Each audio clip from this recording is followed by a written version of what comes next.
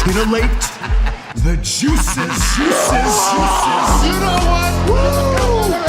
Right now. Woo! Woo!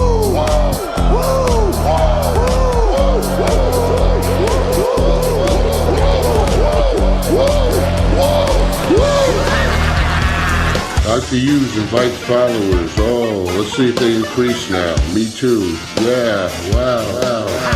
Dr. Hughes. Mock-ass mock. He's a great podcaster. Trick-ass mock. Acknowledge me. We got it for you, nigga. Fat! Yeah, Dr. Hughes, here we go. Keep plugging yourself, that's cool. First up, a man whose looks will serve your inner needs and desires. Dr. Hughes. Wow, Dr. Huge Show, Saturday. We got Jess with us. We got the sleaze with us. It's John Cena Day, everybody.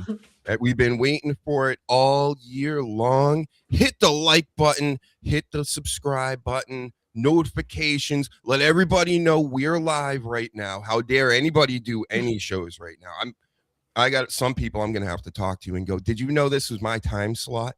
If you didn't know, well, now you know. And if you don't, because you're doing another show right now, take one of those. Take one of those right in the keister. Take two of those. All right, maybe even three. Three, Jess? Three, yeah. Yes. Trifecta or fuck you. Right. And, what am I going to talk about? We got all this John Cena stuff to mention. We got all, but first, we need you to follow the sleaze. We need you to follow Jess. We need you to follow Dr. Huge all over the interwebs because, we're out here. We're doing things, very big things. So, anyway, John Cena, it's his last match tonight, supposedly, Gunther and all this stuff. Look who's here. That's right. Thank you for alerting me since. Good evening. Danny Damage also in the house. Hello. 1, 2. Thank you for having me. In the building. Yeah, in the building. Number one John Cena fan in the world, I believe, right? You love hustle, loyalty, and respect. He's had his moments. Yeah, you were one of the old guys, right? Back when John Cena was still a youngin' in the business, just clowning all the children, weren't you? Yeah. Remember you told me a story about that. Would you like to tell the world how you trolled children that love John Cena on the day he's going to retire forever? Well, it's just we wouldn't get to see wrestling as much like 20 odd years ago. I mean, it still came over a couple of times, but nothing like it was just house shows essentially. Maybe a SmackDown. But yeah, I was just one of those pricks where the little kids, same sort of situation for the family around me. Just, we brought the kids to see Cena. And I'm like, I don't want to see Cena. So I just booed the shit out of him relentlessly for the whole thing. And little kids around me just like, what? Why would somebody not like John Cena? Yep. And my response was just boo, even louder. Yep. I had an experience like that once, not with children, with other adult fans that were all into the man. Because, being around Boston, they're like, here's Becky Lynch first at Raw all the time. And, I was always like, boo. And then people would be looking at me like, what? You're booing the man? I'm like, yeah, she doesn't even like you if you've been keeping up. But she's not even a man. Exactly. She's lying. Yeah, liar. Yeah. We won't accept your lies anymore, Becky Lynch. Yep, she's going to court now. She's doing the Dabbleverse thing. She wants to take everybody to court. I think that's what's happening. But yeah, John Cena. What's your favorite moments, everybody, or worst moments, or whatever? Jess, start with you. Do you even have one? I don't know. I gotta think. Was it the time he said hustle, loyalty, respect? A lot of those. Yeah, I don't know. Skip me. All right, Sleaze. I know Sleaze, you got it. I think you're wearing it right now. The favorite moment.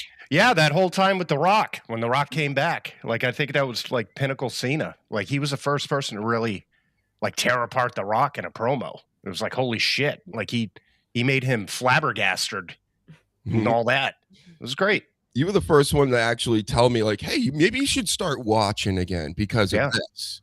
And I was like, oh, really? Oh, The Rock's back? You know, and now I was like, oh, okay. Maybe I will watch it now because, I mean, between, what was that, 2012, you said?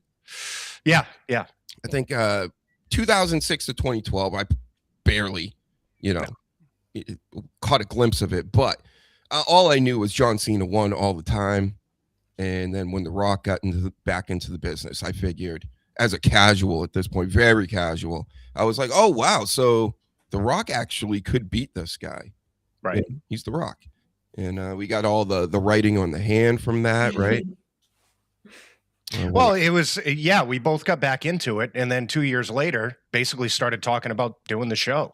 Mm-hmm. So, hey, it's because of Cena. We got back into it and we're doing the podcast. Yep. Good job, John Cena. Never give up. See? Right. You can't see me. You can't see your sort of BS.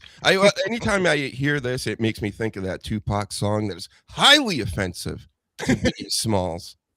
So offensive. Wow. I just effed your wife and this and that, and I'm doing this and I'm doing. You're a fat motherfucker. It was like, whoa, Tupac. You really don't like these guys. It's almost like they might have shot you, right? No, they might have. So we got Cena stuff for days. I also have Diddy stuff. I watched that documentary that 50 Cent is a part of because, I mean, the way that they're pushing this thing is perfect. Like, even the advertising of this is how you do it. You send 50 Cent out there and grinning about a downfall of a Diddy. And then he actually helps with this Netflix documentary, and it's showing, I mean, a lot of stuff I didn't know about. But I remember back in, like, God, Biggie got killed when 97. Shortly after that, I think his second album came out, that big double CD. And I remember people I knew at the time were even like, they were like, that Diddy did it. Yeah. And that was before even conspiracy theories were like a thing in my world. And I was like, you know what? That does make sense. Makes a lot of sense. It makes all the sense in the world. Like every step up to him getting killed was like, Diddy definitely did this. There's a lot of D's right there too. You should make a documentary about it, and that would be the name of it. Yeah. Definitely Diddy did it. He did this. Yeah. Did this. We'll make that a D too. Right. Got to keep it straight. But anyway, more on that later. I know the people, they want to hear all about John Cena.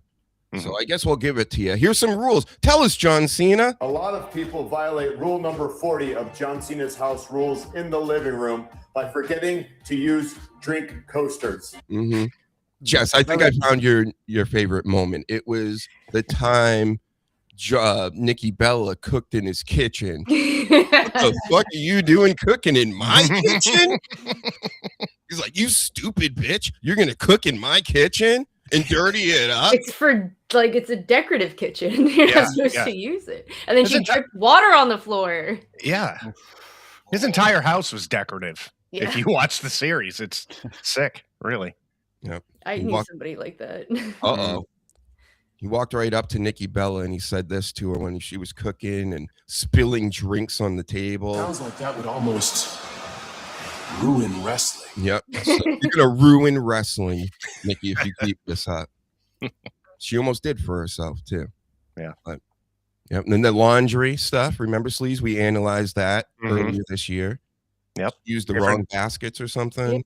Yeah, right. For gym clothes because they're sweaty, and then a basket for your regular dirty clothes. Duh. Duh. Yeah. I mean, in a sense, I do that because, you know, I'm a welder and there's a lot of dirt and shit. I separate that stuff from all my other shit, but I'm not fucking psychotic. Dan, you do that right at your house. You're the king in your castle. The laundry is done a certain way, and nobody cooks in your kitchen, right? No. I have a pile of washing in front of the washing machine. That's where it goes. There's a basket. It's like one of those sort of like wide fruit baskets. But that's you mean your workout clothes and the regular clothes? Disgusting. Yeah, it's all sweaty. I don't weld or anything, so there's no like proper heavy duty debris. But yeah, if you like work on a farm or you're going to get covered in oil and stuff like that, then yeah, that makes sense. But if it's just gym sweat, it's like meh. That's not going to. I bet you don't even have coasters. I don't even use a coaster. Wait. All right. Look, he's proper. Thank you. You almost ruined wrestling. I almost had to say, let John Cena say it. John Cena almost said this to you. Your brain is filled with feces. Mm-hmm. Well, John Cena, I have like not just small coasters, but on my desk just for this occasion with my coffee and my flask, I have a large, like plate-sized, like placemat sort of coaster. That's how thorough I am with coasters, John Cena. So you need not worry.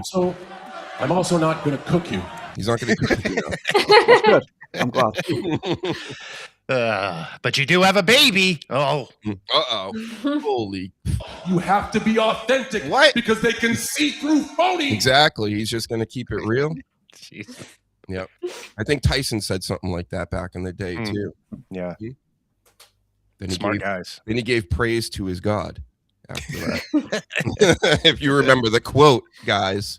I'm not going to say it, YouTube TOS. I'm smarter than that. I learned my lesson. Don't read the chat. Don't say names. Don't say words. I won't do it.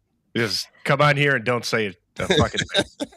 Cena lives in a community college made of marble, not a house. That's what I'm starting to think. You know, I went over this with Jess a little bit. I think, you know, they're going overboard with the John Cena's perfect and he's never done anything wrong. And what about burying and shovels and this and that? And then Booker T comes out this week and he's calling out Otunga. Okay, listen, I'm not this huge Otunga fan. I think he talks a lot of shit. Do I think he's just like this blatant liar? I mean, could be. He's a lawyer, right? But, you know, Booker T is clearly in the club. You know what I mean? He's never going to say anything bad about anybody in the E. He just put over Triple H. So John Cena putting him over is like no problem. So he called Otunga out, said, there was a quote, but basically, you're an idiot, you're a scumbag, something like to that effect. So I don't believe that. You know, I don't believe John Cena's perfect. Does that make me crazy? No. And it's funny, too, because I've been watching a lot of old Cena stuff, and they had a documentary, and David Otunga was, like, praising him all throughout it. He was, like, a prominent figure, and I'm like, oh, yeah, he bullied the shit out of you, right? Mm-hmm.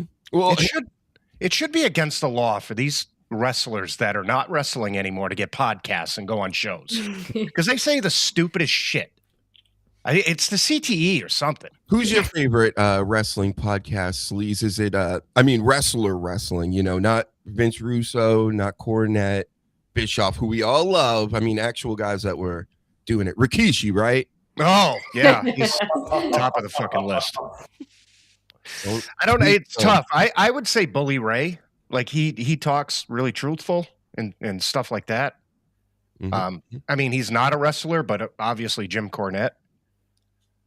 You know, but he gets on rants too sometimes, where it's especially political shit because he's like heavy Democrat and he gets on this crap. Crazy. I'll always say this with his accent, where he's from, to be so hardcore one side and especially so that side. It's like very like when I first caught wind of all this, when it was actually when he was doing his podcast and things years ago. I'm like, wait, what? Yeah, like, I expected him to just be, you know, far right, That's the term. But that's why he pushes so hard, because people expect it. And he it's just typical TDS where you can't stand to look in the mirror because you see things in Trump in yourself. And he's fucking, I'm sorry, but he is just like that. In the early days of like the AEW sort of like reviewing era of Cornette, someone wrote in and sort of like made this analogy about AEW being like the left and WWE / Cornette sort of style being the right. And Cornette just absolutely went fucking mental at just the idea. And it's like, you aren't as... He just doesn't realize the left isn't the same as it used to be. And he's having a real difficult time seeing that. Fucking boomer. Like, what do? He still thinks it's the same. Yeah, exactly. Everything's turned upside down from when we were younger, right? So the left is like the right now and the right's the left. It may be different brands of it, but it's like, that's the game that they play, folks. That's why, again, let's just vote harder, everybody. Right, Jim? As long as Trump's not there, the world's going to be perfect. Yep. Yeah. Got it. Sure. It's like, how old are you? And you are in the wrestling business. You actually create wrestling shows, and you don't get this. Right. Lockdown messed him up as well. He doesn't like going out and seeing, despite his previous occupation, he doesn't like going out and sort of like being super social with people. So he was one of those that with the lockdown, giving everybody an excuse to just be a recluse. Oh my God. He just fucking leaned into it and loved it. And then it took him so long to come back out of it and to actually go and see people and that lot. It didn't do him fucking well. He's getting smaller and smaller, sort of like a world. And it is sad. And I stopped listening to him. I think it was that first attempt on Trump, because I could put up with so much of the political stuff. And I could put up with his reviews sounding the same because AEW were just pumping out the same shit anyway. And I was still writing like weekly at the time. And you're just saying the same stuff because it's exactly the same. But his political stuff was just, it just took too much of the time up. Mm-hmm. Mm-hmm. Yeah, I mean, I don't know how spicy this is. I mean, this is just common sense. And I think if we're teaching people something, that's a good thing. And Dave Sarah sent you. How dare he go live when I'm live right now? But thank you, Dave, for sending at least somebody. He's got people. See, I told you were famous, Dave, and he's like, oh, no, I'm not famous. Yeah, he just brought in like 10 people with him, so welcome. Celebrity. Yep. I dabble sometimes. I do things at times. Sometimes. William Robinson in the house. Shout out to you. I'm getting a P.O. box soon. Because we're famous now. I think because of Dave Sarah. And I mean, I could talk how I hate politics for days. That's why I can talk about it. I'm not like going out on a limb. I think they all fucking suck. How about that? Whoever you love out there in politics, they stink. They're the worst. I do the same thing with wrestling. They all aren't that great. I mean, for the exception of, Cody Rhodes, of course, right? You're just knocking it out of the park these days. You're killing it, bro. What do we want to talk about? Wow, listen to these catchphrases. Go fuck yourself. Yeah, you too. So, I'm just disgusted with this world.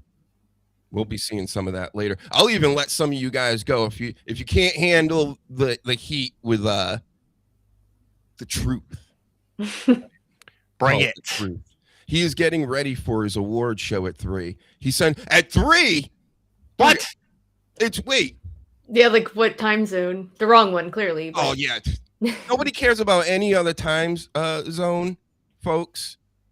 And let me say the name properly, like a true dabbleverser. DJ Electrify. Shout out to you. Shout out to everybody. If you're here, fucking subscribe. You don't even have to like wrestling. We don't talk wrestling all the time. We talk about whatever is just fun, I guess, or interesting. I try.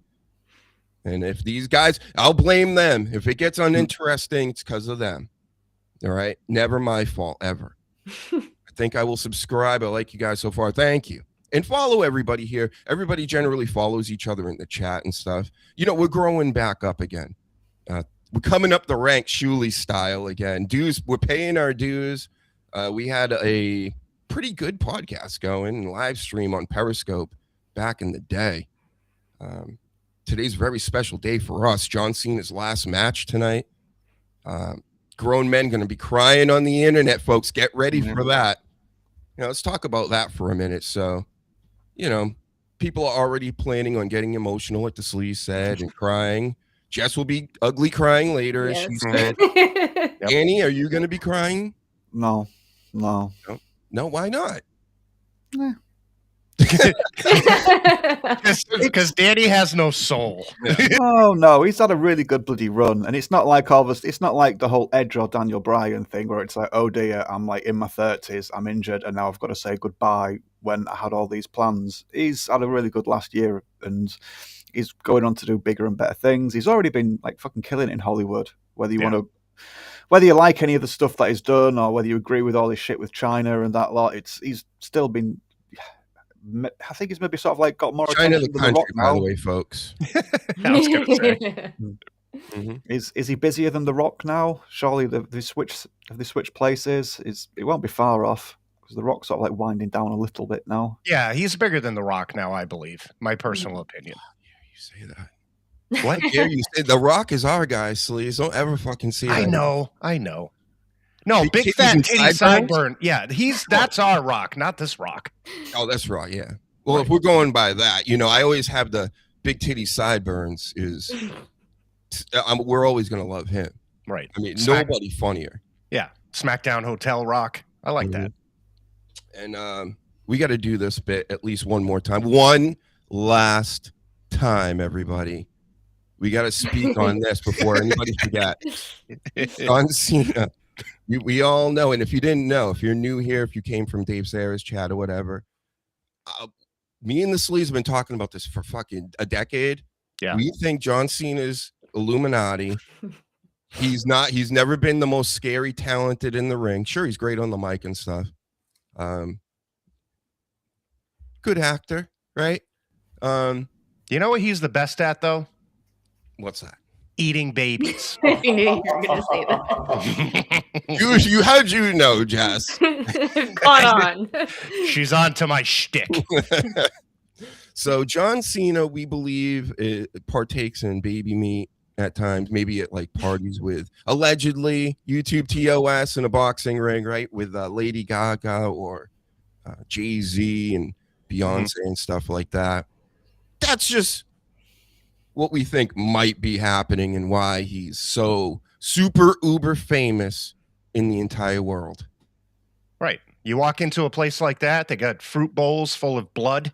They got finger foods. Get it? That's not us laughing. That's John Cena himself with his robotic laugh that he does. John Cena, recognize. That's right. Recognize, everybody. Thank you. What does the chat have to say? A lot.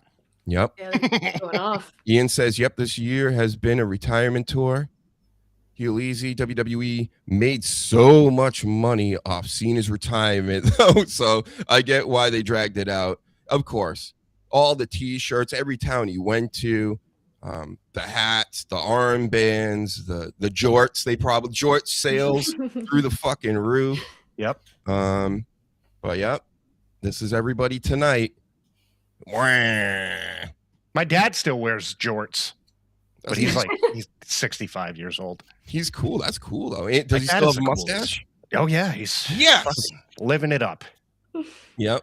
Jess said she loved mustaches, I believe, last week. No, I hate mustaches. Oh, you don't like them? No. Beards are fine. You're good. Okay. But just a mustache? No. Apparently that's like a big thing for women my age. Like now everyone's into it. A lot of my friends are into it. I am not, so no. I almost all mustaches? Yeah.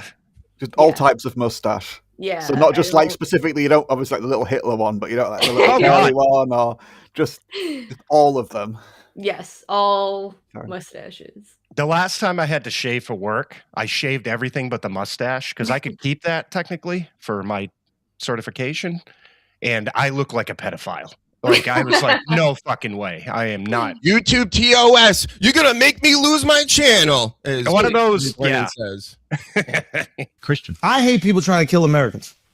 So, do you like this mustache at least? No. These two motherfuckers looking at each other. He looks like a creep. Look at the way he's sitting too. Yeah. Can't stand this guy. He eats babies too, definitely. He looks like one. I'll give you that. He's got a little comb that he combs it, you know. Mustache comb. Ugh. Mommy likes the men with the facial hair and without. Oh. Mm-hmm. Very popular. I hope you're subscribing to me, mommy, even though I've given you so much flack in the chats over the years. I see what you're doing. Mm-hmm. I don't like when people are teaming up with that evil VTL. I know what he's up to as well. So if you team up with VTL up against my goat, Stuttering John, then, that's right. Anyway, back to this guy. Look at these legs. Look at the stash. Look at the way they're looking at each other. Mm-hmm. Charlemagne the God stinks too. Oh, he's horrible. Screen. Get off my fucking screen. Thank you. His face always looks like he's anticipating a punch. You love it. See, look, who do you love? VTL or Stuttering John? It better be Stuttering John. Anyway. Yeah. Don't you steal the sleeve, try to steal the sleaze and Danny Damage from me, mommy. What do they pay? She's like a Rhea Ripley type out here. She's going to be stealing all the young hot wrestlers from Dr. Huge. Oh, well, it's not me then, because I'm almost 50. Uh-oh. Where's that? 50! 50 years old! We're youngins over here. I remember seeing John Cena wrestle for the first time when I was like in diapers. I remember, and I was like, who's this guy in the ring with Kurt Angle? And I went online and I started writing dirt sheet stories about it. I was still in diapers, couldn't speak or anything. Right. True story. I just, what's really getting to me lately is, so John Cena's a year older than me. AJ Styles, same thing. He's going to be retiring. Brock Lesnar's about the same age. Why can't I retire? What the fuck? Because you never participated in a Hell in a Cell. How do you know? My guess. Well, I think they called them other things. Elimination chambers. I still can't get that out of my mind. When the Elimination Chamber in Germany, they're like, no, you got to change the name of that. It's something different over here, right, Jess? Those are your people. You know all about this, right? Barely German. Oh, barely now. See, she's distancing herself, but I guess you did say that up front. I did jorts back in the day when I lived in Philly. It was common fashion, of course. Yep, still common fashion where I live. I don't care. I wait until things get old enough where it comes back. And believe it or not, jorts are kind of back. Charlotte Flair was wearing jorts. I was going to say she was wearing jorts last night. I still have my jorts from like fucking 1999. Mm-hmm.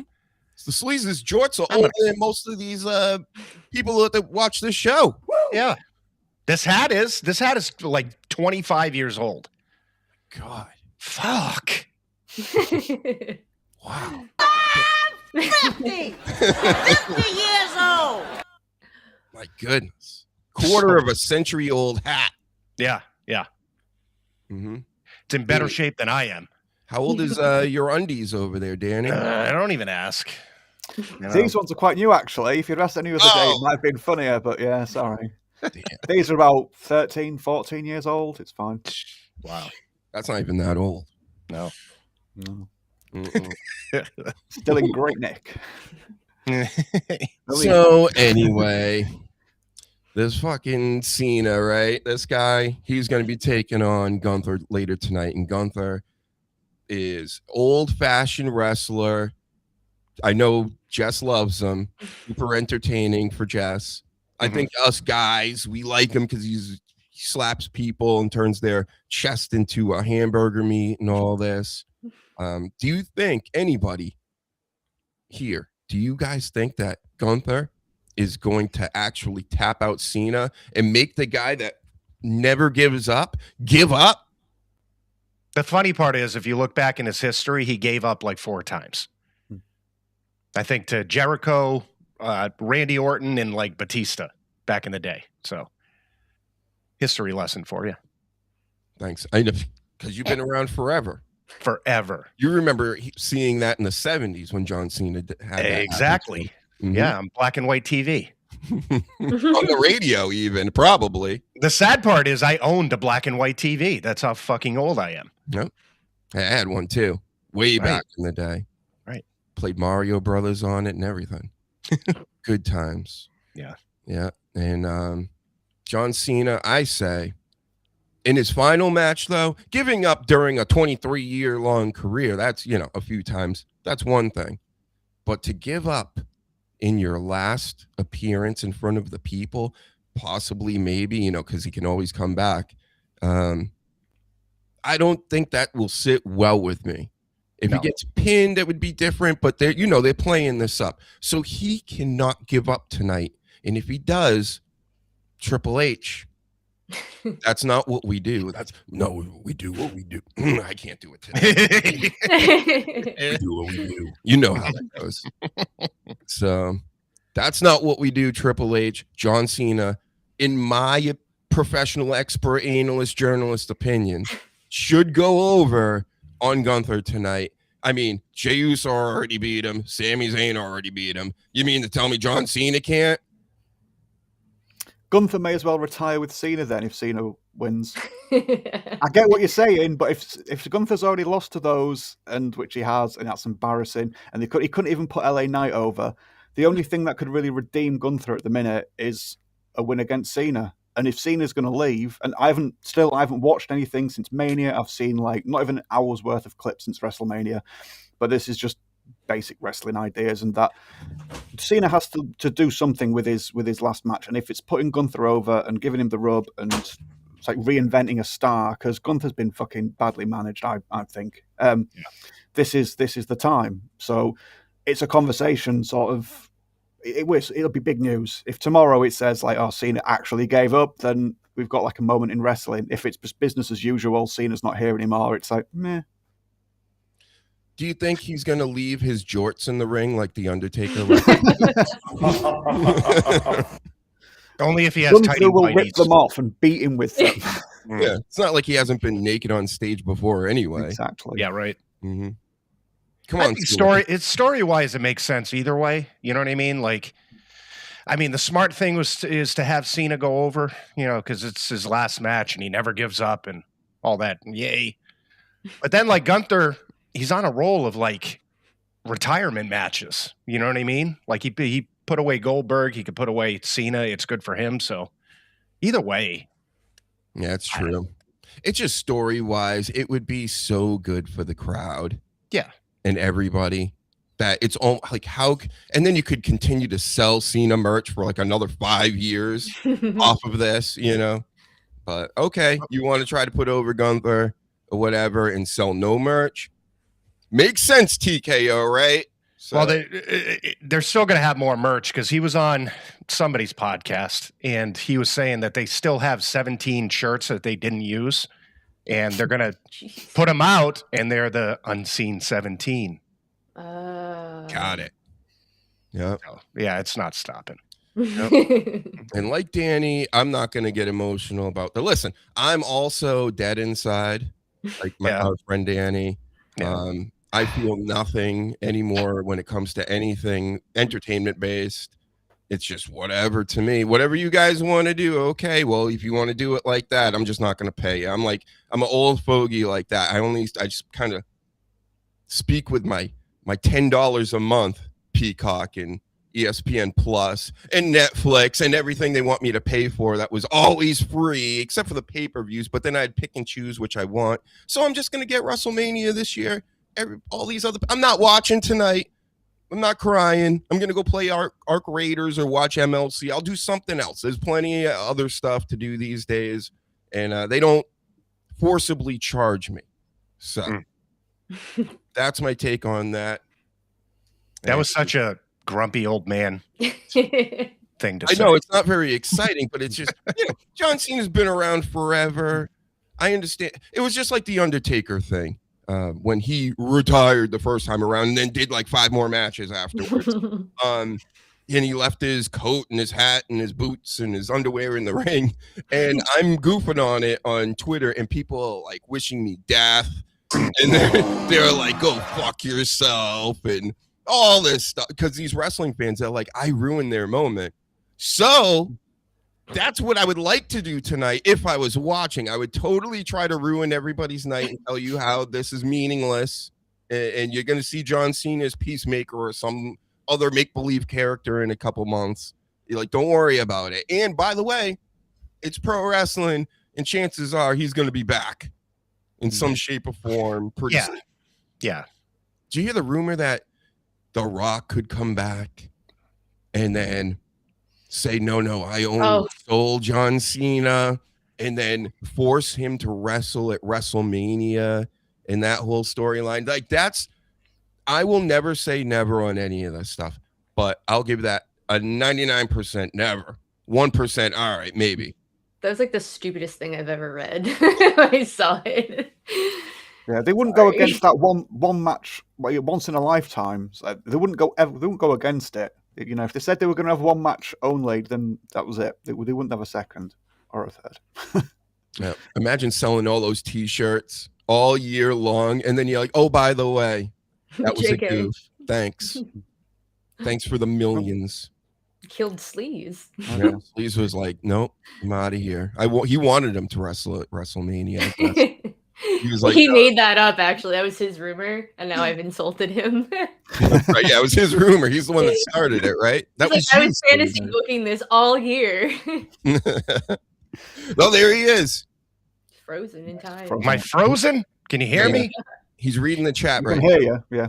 What the fuck? Even if Cena lost, though, I think they could still sell merch. Because you could just wind Gunther up and just like start mocking him with Cena stuff and just be like, oh, what? Just have someone else wearing the hats. And you just have to mention Cena and people be like, oh yeah, there was some Cena shit on the merch stand. Let's go and get a t-shirt. And he doesn't have to wrestle. He could just be involved in another way. He could just find other people to try and beat him or something. It's like you say, it won't be the last time we see Cena. I would be very surprised if this is actually his last match and not at Mania or at WrestleMania. Not necessarily this one, but I could really just see him having the last match at WrestleMania because it's the biggest show. There we go. We can see you again. Yay. Yep. And here's the other matches that are happening tonight, because John Cena is really trying to put over the younger talent. This has been new in this whole year. I haven't heard this much talk about it except for this end piece, right? So I listen, again, I get it. I'm dead inside, but that makes it so I see more stuff. And I feel all this stuff is just like corporate lingo talk, and hey, you should PRs, firms going, you should talk like this, and these should be the angles on everything. John Cena never buried anybody. He was the most workable guy ever. Everybody loved him. Everybody just wanted to be pinned by him, right? And the guy did a couple moves. And I just listen. CM Punk too. Now they're doing that same thing that they gave the CM Punk. It's easier to do with John Cena. John Cena is the Make-A-Wish guy. He does work really hard. But CM Punk, they've been trying to do that with him, and you know how I don't buy that either. Okay, maybe that he's older. He's gotten a little softer, since he's almost 50 now. Sleaze, 50, right? CM 50 years old. CM Sleaze. So I mean, Randy Orton, same deal. Oh, here's a funny story. So Randy Orton isn't going to be there tonight, supposedly, unless they shoot him in on a spaceship or something. But he's over in Saudi Arabia now at Mr. Beast Fest. Where are you, Mr. Beast, you creepy bastard? Oh my God. So Randy Orton is with Liv Morgan and some others over at Mr. Beast Fest, meeting and greeting. The guy has a fucking fest, like in the Middle East. What? But what is there? What? I don't fucking Riyadh, which is like buying everybody. I get that, but what's at this fest? Is it like rides? Like what? I don't know what's going on. Yeah, rides with all his face on it like this. Yeah, yeah. This guy creeps me out, boy. Listen, my creep detector is very sharp, very good. And that's why a lot of people I've been trying to tell you, like, hey, this guy, he doesn't look right, doesn't sound right. I don't understand why he's got trillions and billions, or even she. There's a lot of weird people out here. And it's just, again, I'm disgusted with the world. So Randy Orton can't be at John Cena's last match because he's at Mr. Beast, the Palooza. To be fair, I don't think you need a creep. I don't think you need a creep detector when you know for that face. It's that does the work itself. Listen, I think people they don't really understand how they don't know, Danny. Some people have to be told. I think there's a lot. There's somebody else I could talk about. Speaking about getting spicy and all in politics again. Well, it's really politics, religion, life, everything. But are people out here actually buying what's going on with the TPUSA stuff again? The who? Exactly. Remember the guy we talked about a few months ago that got, Oh, that guy, yeah. Yeah, one of those. Yeah. The people around him, and you know me, I look into all this stuff. If you believe them and what's going on, it's just mind-blowing just what the public is, accepting with a lot of things. So, yeah, that's my example, Danny, when it comes to everything. Listen, people will buy that. They'll buy anything.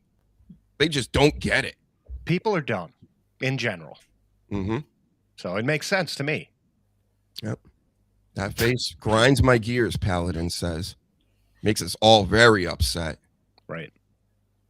And Dirty thinks Cena's going to come back for Mania someday. Of course. Someday.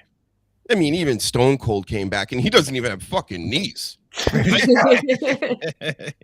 do you wrestle without knees? Well, they managed to do it. And then he went to Jess and almost ran her over. Drunk driving an ATV in the arena. True story. Yep. Can't have that. It's dangerous. You could have had WrestleMania seats for life, Jess. Front row if that happened. You just got to get at least one wheel over you. Yeah, I should have just jumped down. I saw him go. That was the best. He was clearly drinking, and then he, pouring the beer all over his face and head. He drank a lot. Yeah. You know what they should do? Here's an idea, WWE. Why don't you take Stone Cold Steve Austin, and then you take The Undertaker, and I would say Dominic Mysterio, because now he drives the cars. And you put him in a Twisted Metal style race. Jimmy Uso as well. Don't forget Jimmy. Get him in there. Yeah. Yep. Yeah. Jeff Hardy. Yeah. Yep. Who else is really good in vehicles like that? Probably Ric Flair. Limousine with the bazookas on him and stuff. And Charlotte Flair in a helicopter. Man, we got Mercedes Moan in a black SUV. I think we got a whole video game right now that we could create for them. Twisted Metal WWE or wrestling or something. That's a new idea. I mean, run with it, but pay us. Yeah. Didn't they do something similar, like in the late 90s, early 90s? I'm sure there was some combat. There was some sort of combat sporty racing game that had something to do with WWE. I remember that. Yeah, What was it was like a Mario Kart thing, right? Yeah. Something like that. Yeah, there was something that was like that a bit ago. Obviously, it was very popular. Yeah, You're right. No, I'm saying you gotta make it like Twisted Metal, and that way it's like way over the top, like every blood all over the place, and it'd be crazy. Yeah. Yep. People check out. WWE Crush Hour. Crush Hour. That was it. Yep. There we go. There you go, WWE. Maybe I was just thinking of that. I love that game so much. Right? Crush Hour stinks. Stupid. Yeah. Sounds dumb. Anyway, so I don't know. I was thinking, what's my favorite John Cena moment and all this stuff, and again, old man take. I don't have one. Not for John Cena. This John Cena, I understand it's your last day. This is my last day to go in on you, like how I do. So this is what we do here, okay? This is what Dr. Huge does. I'm honest. And John Cena, as far as being a Hulk Hogan in the business, a Bruno Sammartino or Roman Reigns, all this, he's mid, like Roman Reigns. Roman Reigns was mid this whole time, except for when he had Paul Heyman, the Usos, Sami Zayn, you know, this whole world set up around him. John Cena by himself, he's cool, he's great and everything. Yeah, sure, he was your top guy forever. But I can't even think of a match. Wow. I can't. And I've seen a bunch of them. One of the 12 Randy Orton pay-per-view matches that he had with him? I'm supposed to pick one of those? The one where you got demolished by Brock Lesnar, which is, to me, that's great storytelling and needs to happen more. You know, who just goes into a championship match or any match and gets dominated like that unless you're a jobber? So that made all the sense in the world. Help Brock Lesnar, all this business. It was great. Maybe that, honestly, that might, to me, that was his best match. Him getting suplexed that many times. The wear and tear on your body to be able to do that, to even say, I'm good with this. And I think that's where the change may have come from. I think he wanted to bury everybody and be politically on top. You know, I'm not buying the rumors. Everybody's like, no, he was never political and he wanted to just help everybody. I don't believe that. You know, it's like living in a whole nother universe right now, because I remember around that time and even after that when we started doing the show and stuff, and people were always talking about him burying everybody. I was like, that's what he did. And then you would see him do it. So I don't know what the fuck I'm saying anymore because I'm stupid. Have another one, Dr. Huge. What do you guys think about what I just said there?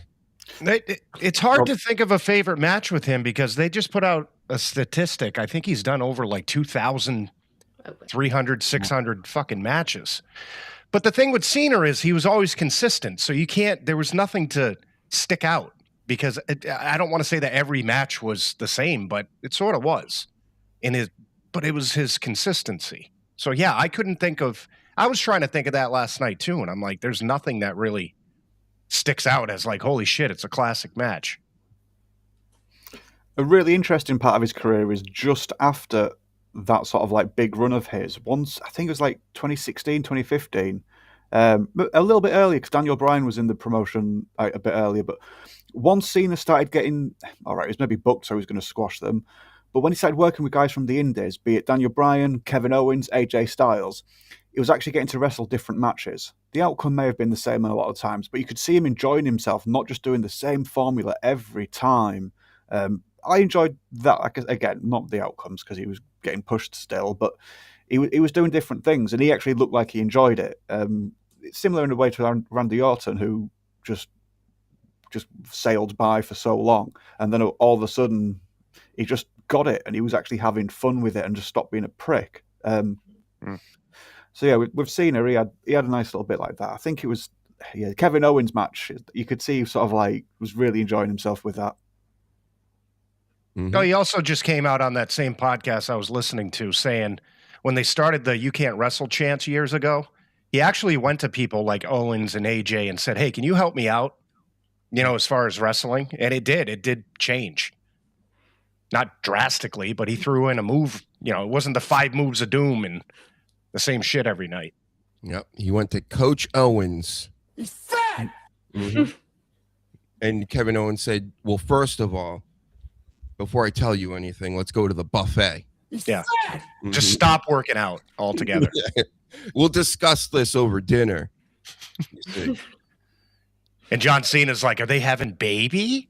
Yeah. He's like, well, he looks like he's about to have a baby, and that's why I followed him to have dinner with him. Food babies, right? That's what we're saying. Yep. I get it. Listen, if you don't want lowbrow, stupid humor around here, right? Get the fuck out of here. Fuck out of here. Get out of our bar, okay? He's fat. Yep. And then we'll call you fat behind your back, even if you're 100 pounds. Yep. You're still fat. Fat ass. Careful. Don't imply a human being is capable of changing over the course of a decade, or Dr. Huge will kick you off the show. Right. You know what? I'm going to do it right now. This is because of your husband, Jess. How dare your husbands ever defy his owners? He's the producer of this show. Right. Right. I will let you back. It's cold over there. That was a warning, though, Ian. All right. Did you hear us talking shit that whole time? Yeah. Shit, I didn't know. Oh. I thought when you went backstage, nobody knew. Oh no, I hear everything. We gotta get thicker walls in that green room. I said it, everybody. I understand they're probably cool now because they're rich and famous and old and all this stuff. I get it. But listen, I know they didn't do stuff to me, but when I hear somebody's rubbing their genitals and shaking people's hands, when I hear they're shit talking them backstage in front of everybody and being like, you're going back to your old promotion because you stink and blah, blah, blah. I don't, you gotta be professional no matter what. That's what I say. I don't care if it's 10 years ago, 10 years in the future, happening right now. Time is circular, folks. It's a flat circle. You should be good at all times. So to be like, hey, I'm the best, and this was the best guy to ever work with and stuff. Not to everybody. Yeah. Remember the whole sunglasses story with the again, this is a time period in wrestling where I wasn't an expert. I'm an expert in every other time period except this one, where the black tag team where they had him robbing everybody. Crime time, right? Yeah. Didn't one of the guys, wasn't there a story about that where a guy had sunglasses coming out and John Cena said, no, you don't, because he got into a thing with him somehow. I'm telling you, there's stories is all what I'm trying to say. We know John Cena is not perfect. He's not the Buddha. He's not Jesus, everybody, all right? Just a human being. Mm-hmm. He just gave Vince McMahon a massage that one time, allegedly, just that one. And if you go that far, then you are going to want to start telling people to wind the necks in, and you've paid your dues. So, no, you're talking about the wrong guy here. What do you think the chances is of Vince showing up tonight? Not very good. Oh boy, I wouldn't even say his name on Logan's podcast.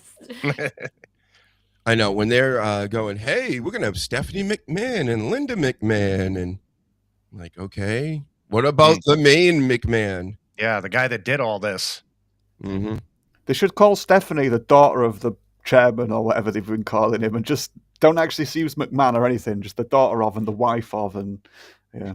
The daughter of the founder. Is that what the founder? Is that the founder, yeah. Founder of the company. That's right. We're all experts. We're all the best in the world. Thank you. Mm-hmm. And you're welcome. At the same time. The best in the world. Skull.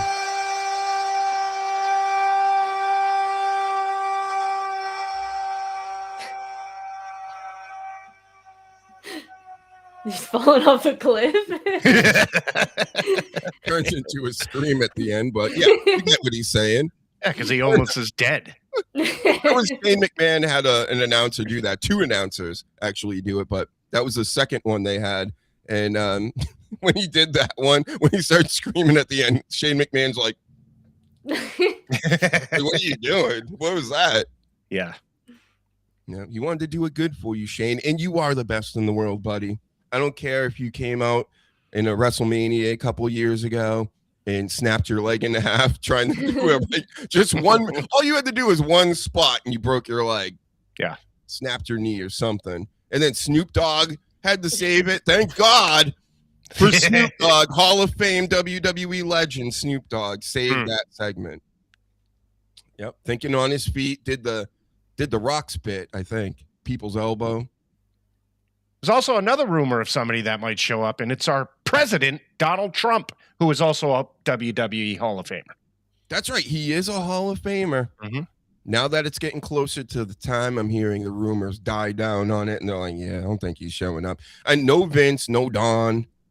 It's just, the world is so crazy. Imagine us as younger people, and somebody went, you know, Donald Trump's going to be the president in the future, right? No. You would go, yeah, okay, buddy. Yeah. But, you know, it happened. Yeah. Again, and he's probably one of the better presidents ever. So that's the ironic part. I don't love them. I don't hate them. I think, how about this? How about this for spicy conspiracies? This is just a fact. 1913, in my, again, professional expert, analyst, journalist opinion, that's the year the country just got sold. Because it did. Oh. It pretty much was handed over to the money people. And then right after that, we went into World War I. See how that works? And then we've been just going into the shitter ever since. And it's been getting worse and faster. Like, yeah. You understand. It's all dog shit. Mm-hmm. It's all that Woodrow Wilson's fault. Yep. His entire family sucks. Yep. Let's not invest. And we don't want to investigate anything. We don't want to look into anything. That would be bad. That means you're a bad guy. Now, you can go and you may do things to people. You'll be forgiven for that. Don't worry about it, right? But when it comes to actually looking into what's going on and seeing what's going on, you don't want to do that. Okay? Get it? You end up in a pine box. Mm-hmm. We don't want to know facts. Just what I do, Sleaze, I just let the authorities tell me what happens, and I go, okay. I let googly eye motherfuckers just come out and go, I think, this is what happened, and we got him. And I go, okay, they got him. No need to look into anything more. It's all set. Thank you. I trust the government. And if you do find out something, it's a hoax, okay? Just leave it alone. Nobody needs to know any more about it. Thank you. Right. I don't know nothing. I don't know a whole lot of nothing. We make it sound good, don't we, though? I don't even know the card tonight. What's happening tonight? There's 4 matches. This card actually looks really good. I'm actually looking forward to this. Yeah. Like every card is going to be a banger. Or every match. Saul Rook is looking really good. She's fighting Bailey. That's going to be a banger.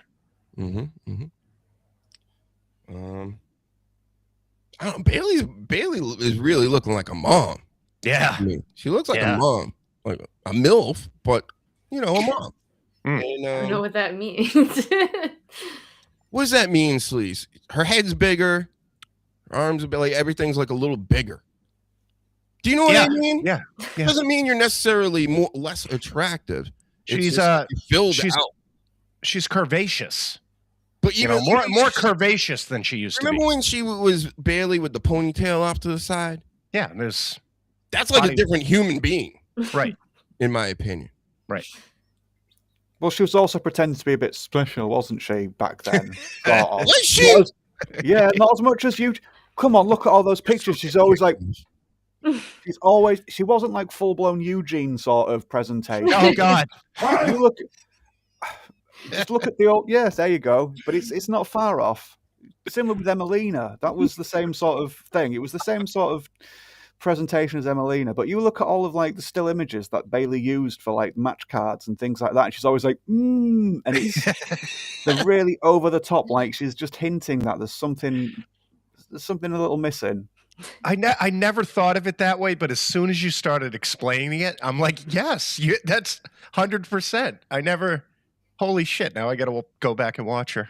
But then that first time she turned heel, then that just all disappeared. But yeah, up until then, when she was just NXT, sort of like the girl next door with the ponytail. With the fucking balloon guy, right? The guys. Yeah. She was just like, I like to hug everybody. Yay! Like, and it's just like, away from me. Yeah. It's like, it's not as obvious as Eugene, but it kind of is when she goes on hugging everybody. You're a grown woman. What are you doing? That was a finish. Basically, she just hugged them to death. Oh yeah, the Bailey to belly. Yeah. I like that safe move. When I get nervous, even just watching wrestling, when I see somebody hug the other person because I think they're going to try to do the over the head suplex thingy that like Ridge did to Big E. That move never works. I hate it. That move I've been saying online is the shits for like so many years. Well before Ridge did that to Big E. Who doesn't wrestle anymore, by the way, if you've been keeping up, because there's a GoFundMe. Give him that move outside the ring. Yeah, don't ever hug somebody and throw them over your head unless you really don't like them. Unless you're Brock Lesnar. Yeah, I was going to say Brock and Kofi, or Brock and who else, like Spike Dudley. You just Brock can get away with that. Yeah, but Bailey, get well. I mean, I don't know. It looks like she did get well. Yeah, maybe got weller. Yeah, she got weller. She got all this going on. She got all this and. But yep, it's just something's been different ever since the leg injury there when she went away and came back. It's her boobs and her butt. That's what got better. We love Bailey, and we know Bailey loves Jess. That's a fact, Jess. Right, 100%. Yep. So Jess, get her on the show, please. That's right. Next You time guys you are like meet and greet her, BFFs. and she's like, saying, kicking her game and things. Right. Accept. Yep. And then before you consummate your relationship, and you can say, hey, you got to do Dr. Huge show and blah, blah, blah. And she'll go, of course. Of course. I got to do it after so I can blast it. It's going to be quite the interview. Not Eugene. No. Yep. He was so fucking over. When they came over here, I think he was one of the Raw tours, and he was the main star. He wasn't billed as the main star, but he got the biggest pop, and the crowd loved him. And it wasn't sort of like laughing at him; people were laughing with him. Really, it was strange. They couldn't. They had bloody William Regal call him that bleeding window licker or something. And it's just like, what am I supposed to do with that bleeding window licker? I can't be a babysit him. We're still getting kicked off in the UK. Yep. That's great. Can't say bleeding. We're not allowed. Bleeding. No, bleeding. It's N apostrophe, no J. Oh, got it. Yep. Oh. That's like bleeding out, governor, that sort of thing. Such language. So, speaking of bleeding, I don't know. I almost had something. But Oba and Cody are facing off tonight, and I mean, this is just going to be interference. They're going to get interfered with, and that's that.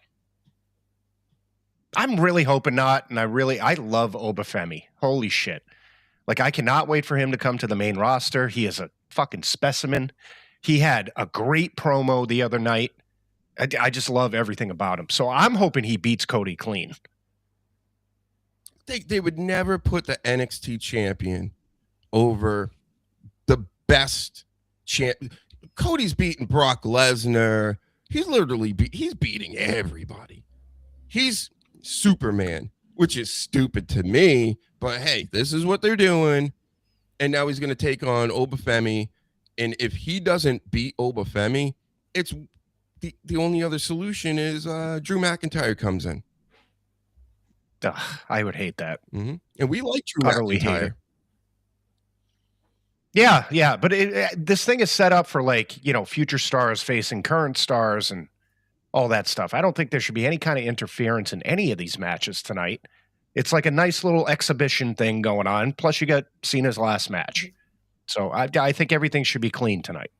It's like, I don't know. Everybody that gets into it with Cody Rhodes, it's not memorable, and it's just not really that big of a deal.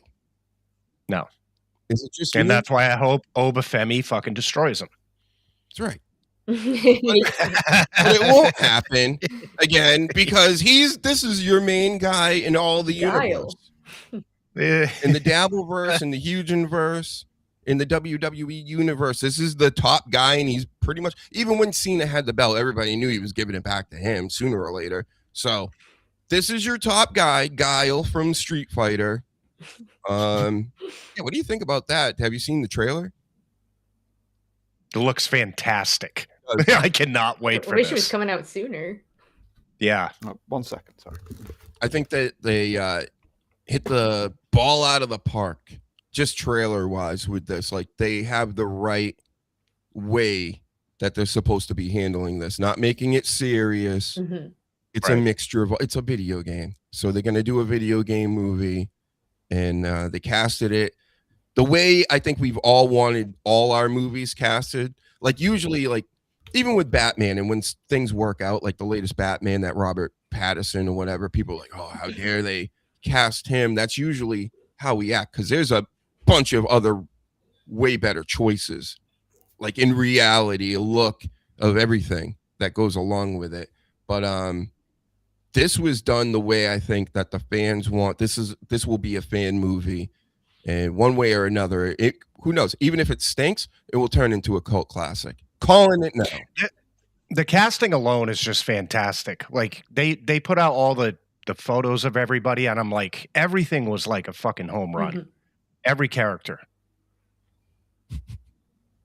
The original, sorry, just the cult classic comment. Yeah, the original was the same thing. It was quite bad, to be perfectly honest, but people loved it for a variety of reasons, whether it was Raul Julia being Bison and putting on like just the same energy that he puts into everything, or whether it was Kylie Minogue in the Cammy outfit. People enjoy it just for it being a bit tacky and oh, Christ. Even that's good. I was like, 50 Cent is in. I thought it was great. Grok, please explain this post. But it'll do the same thing as all the live action things do. Like Doc just said, when you see the still images like this, it's like, yeah, look, they've got someone to look like that character, but they never translate to live action very well. So you'll be able to enjoy it with clips, and if you're like a diehard fan, you might be able to take some stuff away from it. But also, the other diehard fans will just pick apart what isn't there or what should be there, and yeah, it's a fucking video game. Relax. It's meant to be campy. Like it was never serious. Exactly.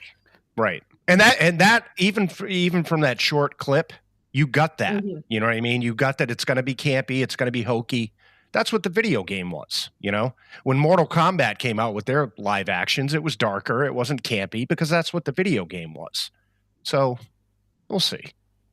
Oh, I got some. I think the anime was fine, to be honest. They did a few anime films, and I think they translated very well, and doesn't need to be everything doesn't need to be live action. They should have just done a real shit hot. If they wanted to get people like proper voice actors to come and do stuff, then that's one way of getting some professionals involved. But then you can't get Roman Reigns, that big movie sort of gig they've been really pushing for all this time, and they can't get Cody Rhodes in a film. Right. Damn it. Where's Kenny Omega? Oh. I gotta show you this. I don't know where I put it. In a bathroom crying somewhere because they didn't ask him to be in the Street Danny Fighter hasn't film. seen it. Danny, you haven't seen it? The sickos were like tearing apart the trailer because he wasn't part of it. Of course. Yeah. Because they're like, our talented guy should be in movies. He loves Street Fighter. Why wasn't he picked? One moment, everybody. I got to bring up. Oh, here we go. They got their poster for him. Here we go. Oh, God. Yes. Yes. There you go. You got him, everybody. Yeah. He's in the movie. It's going to be great. I think he's going to steal the show, to be honest. Oh, he did Crimson Viper? He's such a creep. She's my favorite. So creepy. This guy's almost 50, Sleaze. I mean, what are we going to do? I'm not wearing at this point. Please, I need you to be Crimson Viper. Oh, I gotta leave that up there. Okay. I gotta leave it. I'll try. So this is how Kenny Omega. So fucking terrible. Jesus Christ. There was another picture that came out too of like Omega and I think the Bucks, and they were dressed up like Street Fighter people. And it's just like, stop. What are you doing? Oh my God. I'm putting that as the background on my phone. This is why I'm a Tekken guy, folks. You know, Tekken's my game. If I'm fighting out here, I never like Street Fighter, and it's real easy. So Street Fighter 2 comes out, one of the biggest games ever in the early 90s, and I'm playing it at my friend's house who has a Super Nintendo. That's how we used to do it back in the day. We would all talk with each other when we're outside playing. You know, back in the day when people used to go outside, and what? Yeah, and we would go, hey, you know, Christmas is coming up. This is coming up. What should I get? I know you got, you know, a PlayStation. I got this. What are you gonna get? And it's like, well, you get the Sega Saturn then, because I'll have this. You see? And then I played Street Fighter on Super Nintendo because I had a Genesis, and I was like, wow, this really hurts my thumbs. You know, like the whole rubbing of the up and the back. Yeah, although the mechanics were bad. You know what I mean? Compared to other shit. Right. Like, you know, Mortal Kombat and everything else. It was, yeah. It wasn't sure, the you could greatest. have some of those moves where you have to go down to the side or, you know, in these directions, but you were always rubbing a D-pad and it fuck your thumbs up as a kid anyway. And it was an arcade game originally, so you'd use the stick. Right. Yeah. And I played the arcade. It was a hell of a lot easier doing that kind of shit with the joystick, you know? The first Street Fighter, some of the console cabinets, the original one, you actually had to hit the button, not just press it. So it was a bit more gimmicky. So you could like get into, you punch the thing and your character punches, but people sort of like hurt their hands and the cabinets didn't last as long because some people went overboard with it. But yeah, it's just, there you go. Soul Calibur's better, Tekken's better. So many. They're all better. That was what? That was the first one, though. Street Not Fighter. Danny. Danny Of that loves genre. Street Fighter. Look, Oh, I boy. think he's got the. I'm not going to say it. He's going to bring it out. He's going to come back in a dress. He's gonna be in. Please. Look at that. Oh, look at In that the shit. Super Nintendo. Wow. OG style. That's insane. Yep. Kenny Omega probably has like a bedazzled one. Can he just come out and say he's gay? I think he did before. Did he? Yeah. Right? Like, isn't he? Can he come out again because I missed it? Isn't he bi? I mean, bi is gay. Let's like get that clear. Yeah, bi is gay. it's- Yeah. You know, like what are You're we gay. talking about? So, you know, I get it. If people want to feel more special, then they'll be, you know, they add all these other, you know, caveats and things to it. But it's like, you know, Yeah.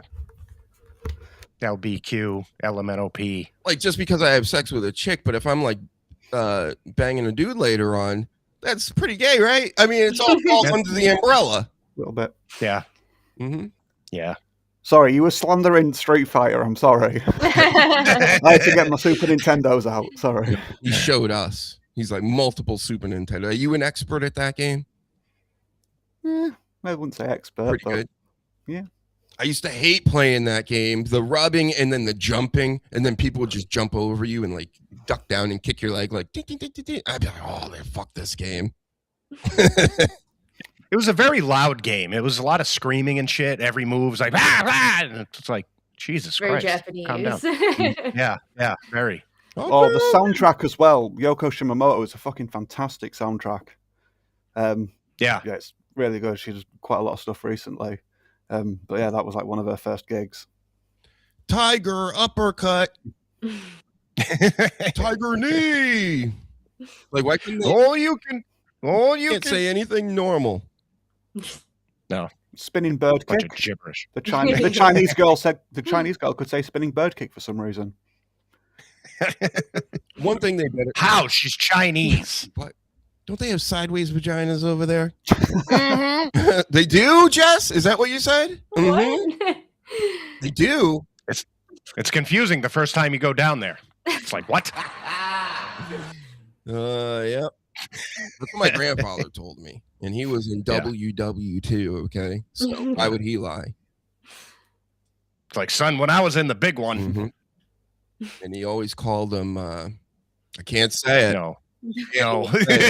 But he would call him a few things. There was one kid ended up drinks. Yeah. Don't flag me, anybody. I'm saying that we're having drinks. Drinks, No. yes. No, it was, I'm thinking of other words. One I'm going to try to say because it's actually all one phrase.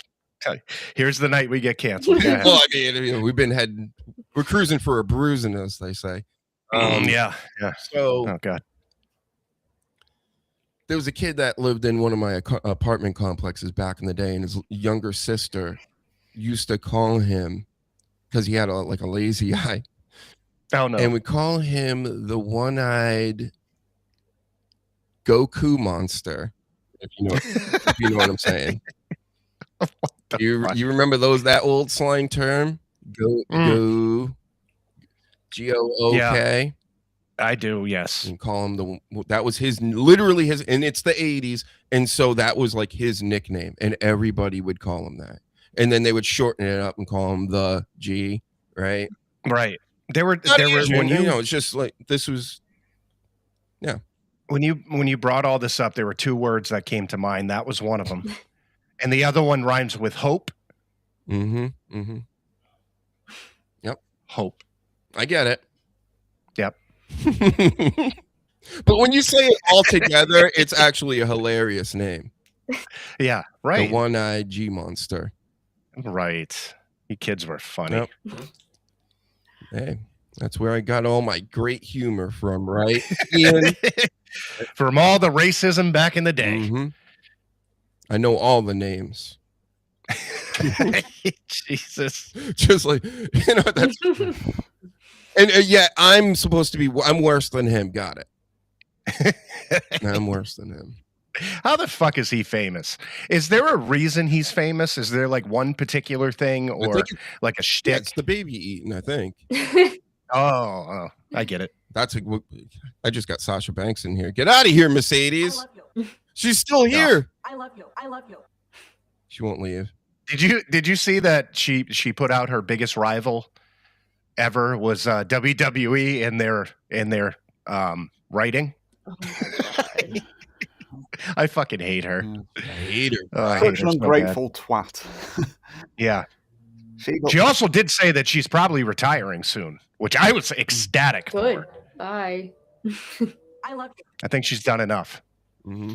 Even after the speech she gave you last week, Jess, really? Do you have to hear it again, Jess? It's like 2 minutes long. Please don't. Oh God, oh my father. Oh my God. Oh, it's the Bagel Boss. I didn't want you, Bagel Boss. I was like, that's not her. You know, I hate talking about my feelings, but you always Since do you something. asked. I love that you're a good person. I love that you love everybody. I love that you're friends with everybody. I love that Mia. I love that you're always there for me when I don't even ask you to be. For some reason, you always can tell when something's wrong. So I just don't understand why you don't get it. Writing. It's amazing writing. Not her delivery. Mm-hmm. She delivers like Puff Daddy delivers on his rhymes he got. He fucking stinks, this Puff Daddy. Let me tell you, I knew he was bad and all this before, like I said, but man, and it makes sense. This 50 Cent doc is pretty good. Because it put a lot of pieces together for me. He's a fake Harlem guy. Look, you know what? I got it all right here. I got some stuff. This is pretty funny. No. Entertaining. Not you, Kenny Omega. Sorry, AEW people. I can't. Speaking of creepy bastards. Oh, no. I'm so scared. He freaks me out, too. This is a demon, it says. That's fucked up. Oh, my goodness. Ew, her eyes are so creepy. What the fuck? She looks like she's got to bite your face. I feel like she's like trying to like hypnotize. Yeah. You guys aren't supposed to see my likes, but oh my goodness, it's gonna be a picture, a bunch of boobs and butts. But unfortunately, they're mine. All right, we're gonna go through it. Let's just go through it like this. This is just way easier to do. We'll get to everything that I want. We want to talk about all this Diddy stuff and everything. But this is Chase Damore, the guy on the left, right? This was a press conference or something like that on a podcast. He's a boxer, but he was a reality star before. This is the man that's going to be fighting Andrew Tate coming up. So this is in the fight world, which is what we deal with, especially a scripted fight world, with which this feels very scripted. But it's more real than Jake Paul. Him fighting Anthony Joshua is like, these people are out here too, like the big podcasts and this and that, and the people that talk about sports, and they're actually talking about Anthony Joshua and Jake Paul like this is a serious fight. Like that would be like us coming on here talking about Cena and Gunther and like really getting into it with each other and taking it serious and shit. Like it ain't serious, and neither is Jake Paul and Anthony Joshua is literally a world champion heavyweight. He will fucking murder him with his hands if he wanted to. Yes. That's not what's going on here, though. But anyway, this Chase D'Amour guy, I'm finding out more about him. Very, very douchey. I was right up my alley. You know, I love my Dabbleverse stuff. He seems like a dabbler. He's dabbling in boxing, and he's dabbling in taking on Andrew Tate. But let's watch this little clip. This was him. He was about to fight this fellow with the pink braids. What is this world? But he gets hit with an egg, gets pissed off, and he tries to kill him. Here we go. Is this supposed to be some sort of reference? Look at him, and he goes nuts for like the next 10 minutes. You just forget your egg, so. You forget your egg, so I give you one more. Let's watch one more time. He's just like holding it between his legs. What's that, Jess? I was like wondering where the egg came from, and then I saw his hands was just like between his legs, like hanging on to it. So what was the reason? Why did he do this? Well, he told him at the end. Look, you said you needed your eggs. Okay. We didn't have any balls, basically. Apparently. So, yep, he smashed him in the head with an egg in the middle of a podcast. Look at the podcaster that's like on the show. The look on his face is like, oh shit, I didn't know this was going to go down. Like these two guys could kill me, right? And he actually did go after him. He tried to go after everybody, but he was held up in the corner for the the next 10 minutes. I saw the full clip. This is just the egg throwing part. From the top, let's go. I love this.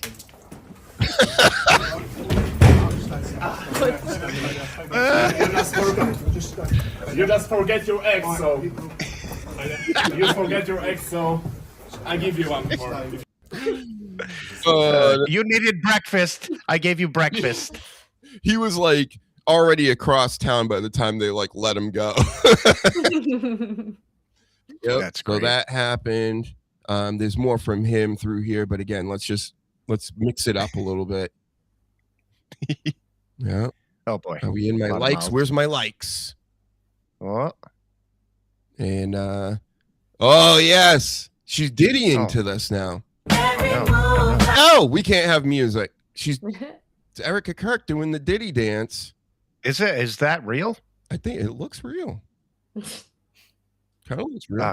Okay. Listen, I get people are offended by things like this, right? But that's if you believe what's going on. How is any of this with this situation believable, right? It's literally comical.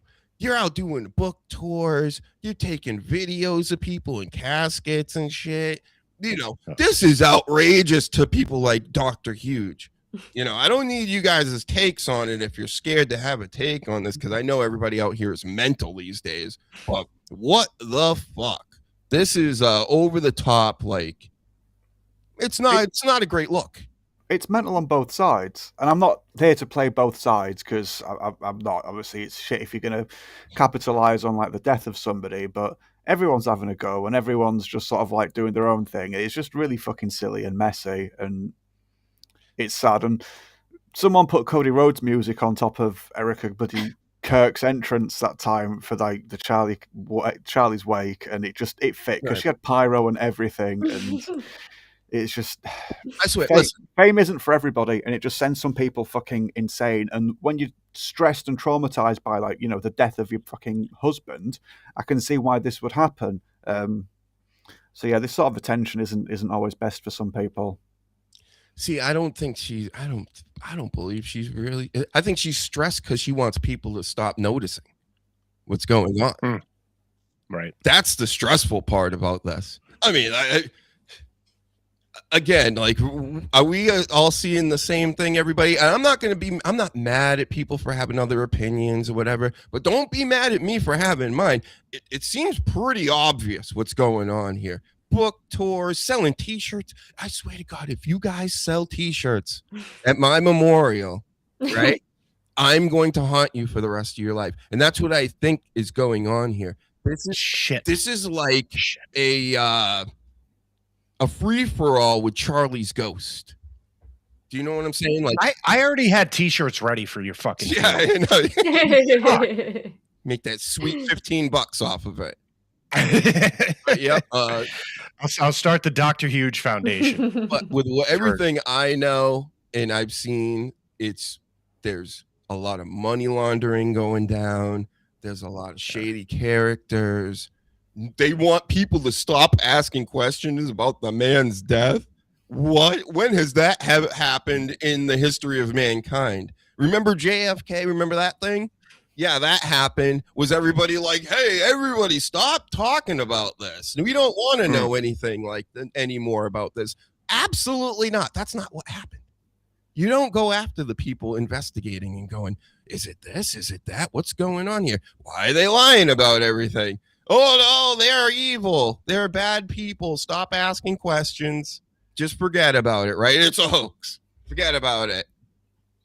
This country used to be so much better about like keeping secrets.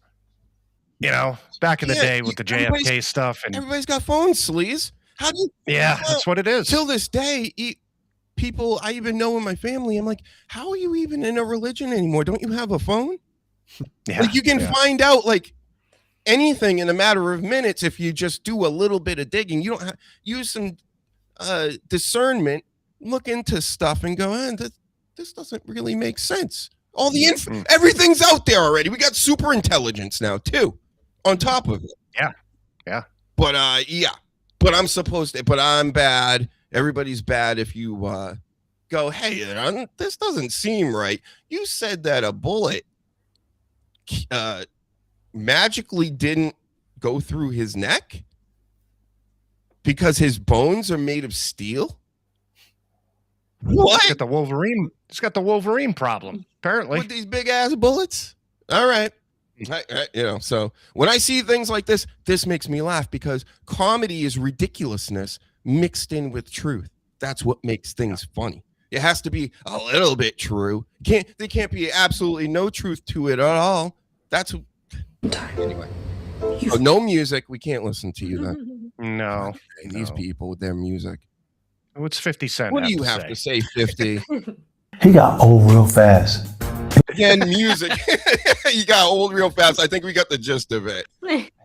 He's talking about Puff Daddy turning gray in prison overnight. So he is the biggest hater on the planet, and I love it so much. He tried to take him shopping. Shouldn't have done that. Should not have tried to take him shopping. Nope. Yep. There's they call them troll hunters. Like, sure, he's a troll, but he knows the way of the troll. So he's now hunting trolls. Like he's like the troll overlord. Right. It's fantastic. I felt bad more for Ja Rule when 50 went after him than I did with Puff Daddy. Go get Puff Daddy.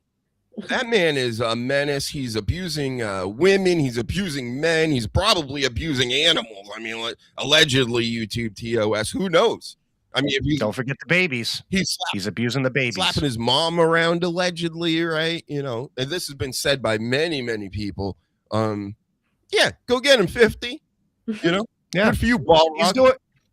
He's doing the Lord's work. You know. Did you see the bit about the interview, the promo interview that he did, 50 Cent that is, and why he chose that network? No. Yes.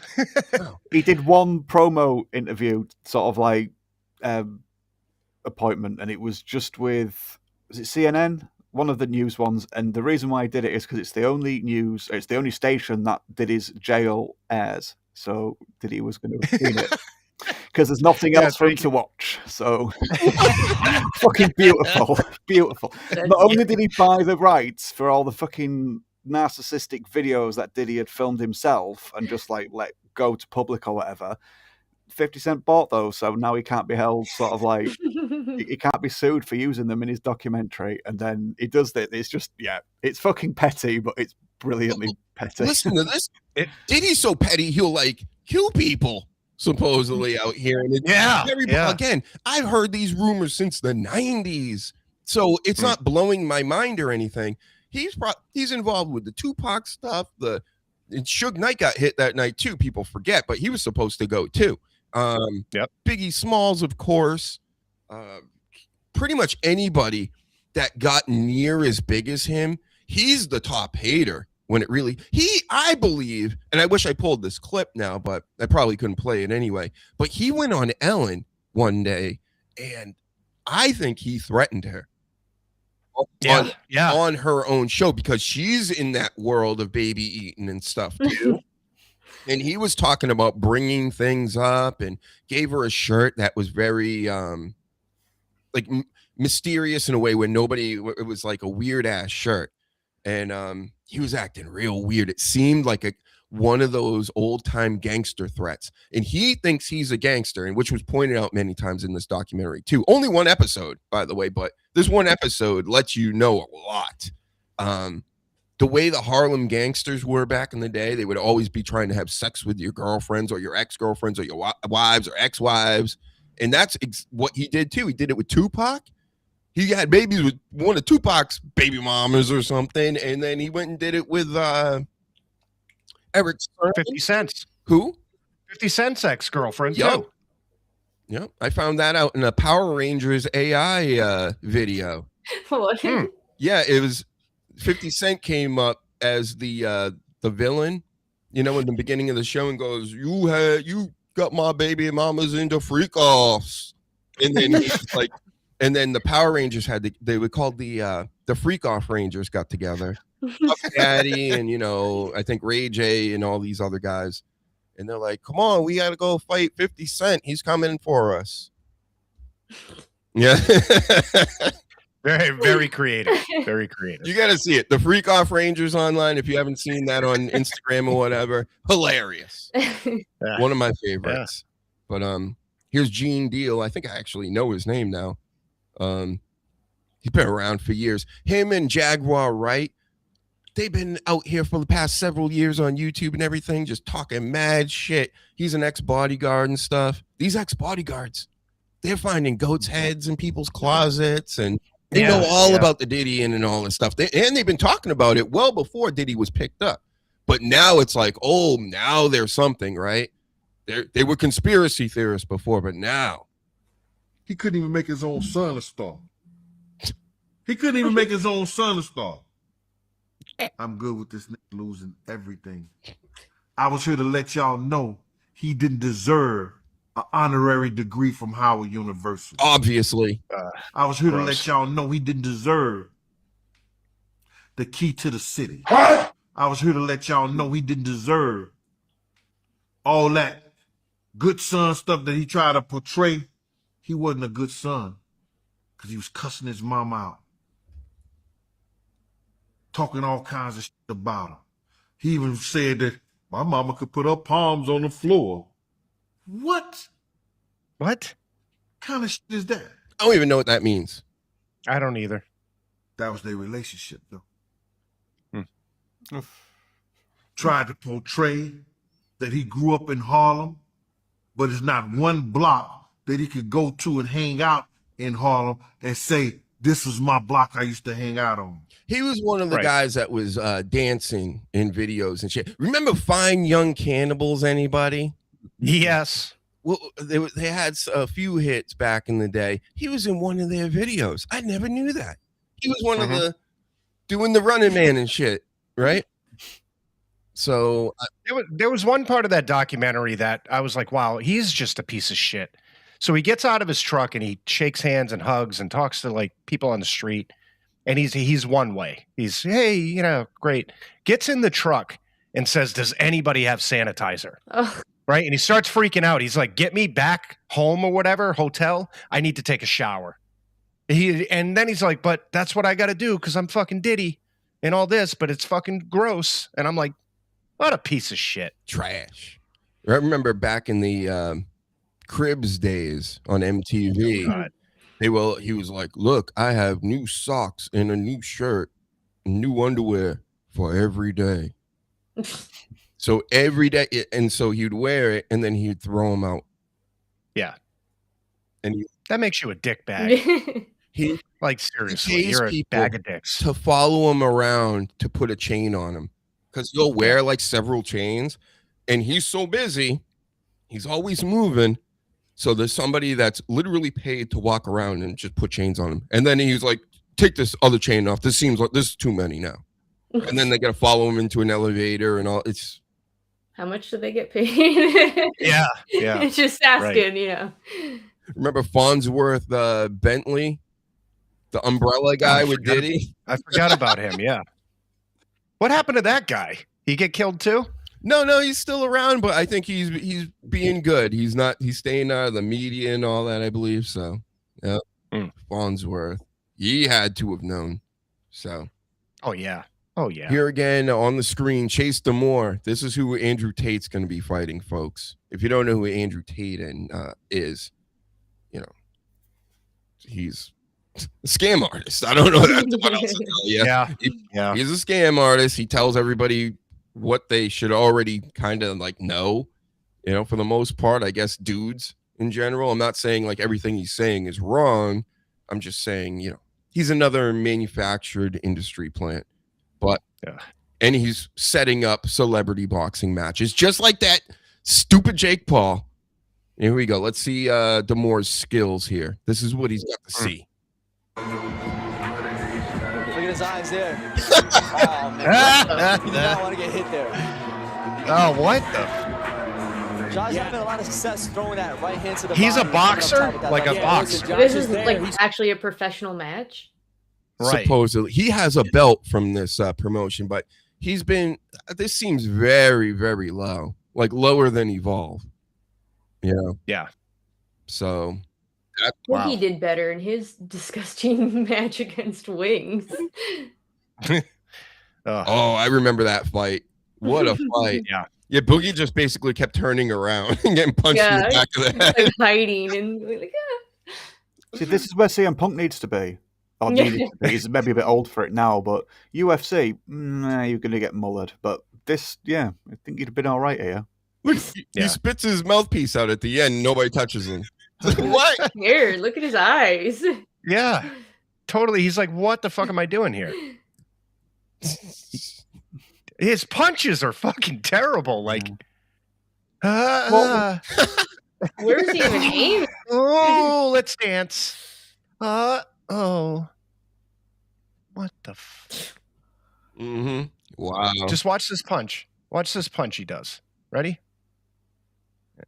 I'm not gay no more. Unbelievable stuff from these people. I mean, boxing. This is boxing now, everybody. This is Conor McGregor and Floyd Mayweather set this, I'm afraid. And both of those are fucking scary guys I would not like to be in the ring with, even now. They're older. But when Mayweather and McGregor had that fight, and every time McGregor got in, and it looked like he was going to go drop down to try and take some legs and stopped, it's like Mayweather would have just dropped him there. Why didn't he drop him? He just left himself open so many times because instinctively McGregor would go in, close the distance, shoot a leg, but he knew he couldn't do that because he was in a boxing match. So that moment of hesitance, Mayweather was just like looking at him, and it's like, I'm not going to knock you out now. And I'm like, come on, I'm not buying this. I'm sorry. Well, it just came out too that Tyson said when he was fighting Jake Paul that uppercuts weren't allowed. Right. So that's fixing a match because one uppercut from Tyson would have knocked his head right off. So I can't get into this shit anymore because it's so fucking fake. Even limitations like that, like you say, that it's still fixing. Even if they'd said to Mayweather, right, so every time McGregor leaves himself open because his brain just because he's just a wrestler, he's going to grapple with you, obviously. And if he was allowed to do that, he would have won. He would have taken the boxer down, and that would have pretty much been it. Right. But they wouldn't want that because it'd be a quick match and everyone would be pissed off. The bookies would be, Yep, you're not allowed to have a 9-3 Super Bowl like the Patriots did a few years back. You're not allowed to knock somebody out in the first round because we're paying for this. You gotta play pretend. Yeah. All right. Everyone that's following this act, though, they're not Conor McGregor or Floyd Mayweather. Now we've just got to reality stars just doing this instead. Mm-hmm. So very sad. So gross. And in the meantime, my Dabbleverse, all my dabblers out there, they're talking about boxing matches with each other the first few years, and now all they do is go and sue each other and try to take each other to court, and they flag and strike channels. Like, listen, man up, you pussies over there. What are you gonna do? Dox people and do this and that? No. Get into a boxing ring, fight with one another. You might even like each other afterwards. You'll get paid for it too. Stop being douchebags. It makes me think about Booker T's response to Otunga there, where he was like, dude, you're a grown man. You're bitching about bullying. Yeah. Like, come on, grow up. And here is Terrence Crawford. The reason why I pulled this video is because Terrence Crawford was stripped of one of his world championships because apparently they try to like hold these championships over you and they go, give us more money. So he's one of the best boxers in the world. And they wanted like 300 grand just for him to have the belt. And he's like, go fuck yourself. So, there you go. So they took the belt back. But anyway, he's out here at the championships. And it made me think, again, I hate this world, especially the younger generation. And if you've grown up with a phone your whole life, you're probably a little tapped in the head. Who goes around sticking phones in people's faces, getting in front of them? If I ever saw somebody going, look, while I'm like next to somebody in a live stream or taking pictures when they're walking by and I'm not actually meeting them in person, that's cringe. So watch this. Hold on. Watch this. Well, what he don't know you like that. Hey, be respectful. Sorry, my bad. I know, but be respectful. Crawford.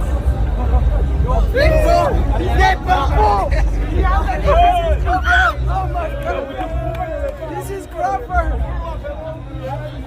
Like, it was just different back in the day. Of course, you would have people standing and freaking out and running up to people that were famous in real life, but it not with the phones. Now it's like, I gotta record this moment I was next to so and so as they're moving. It's just sad. I would Paul Heyman the shit out of all these people. Mm-hmm. And it just doesn't stop. Yeah.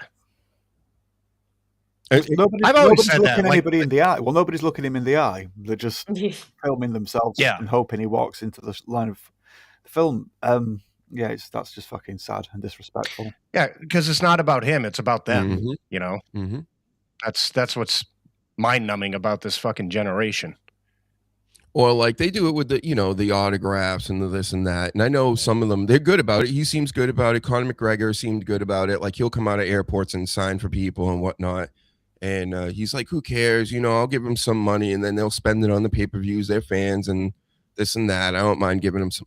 But it's when they're like impeding your progress. You're like living life. And then people are in front of you like, sign this here. Look it over here. I've never been like that. I leave everybody alone generally.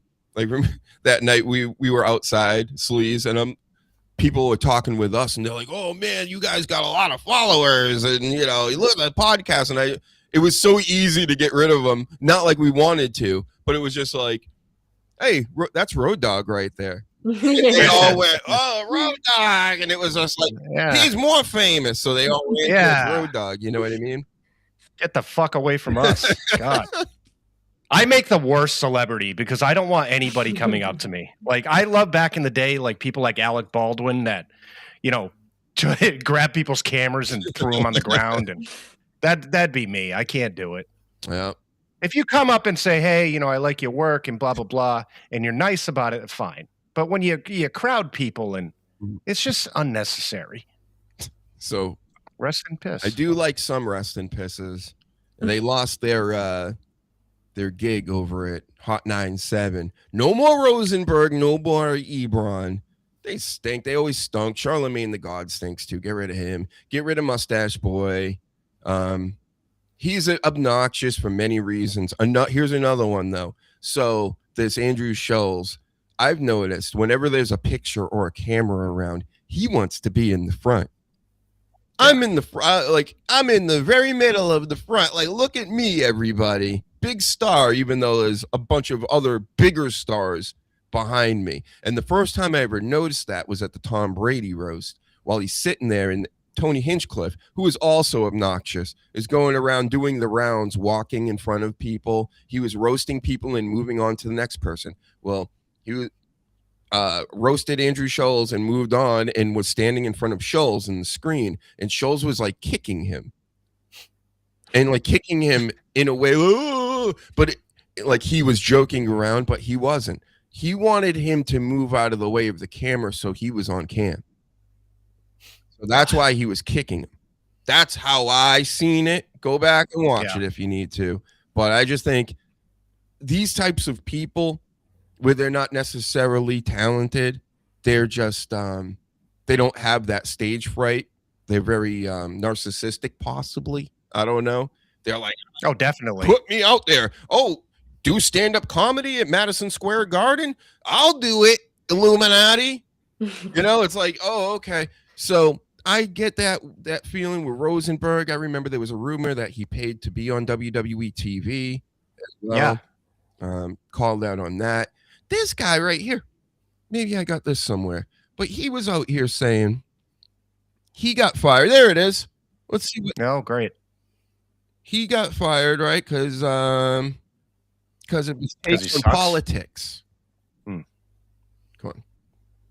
on. Casino owner, you know those 3 licenses that they got here in New York City for the casinos? The guy that owns the shit owns one of the casinos licenses. He got to raise $500,000, bro.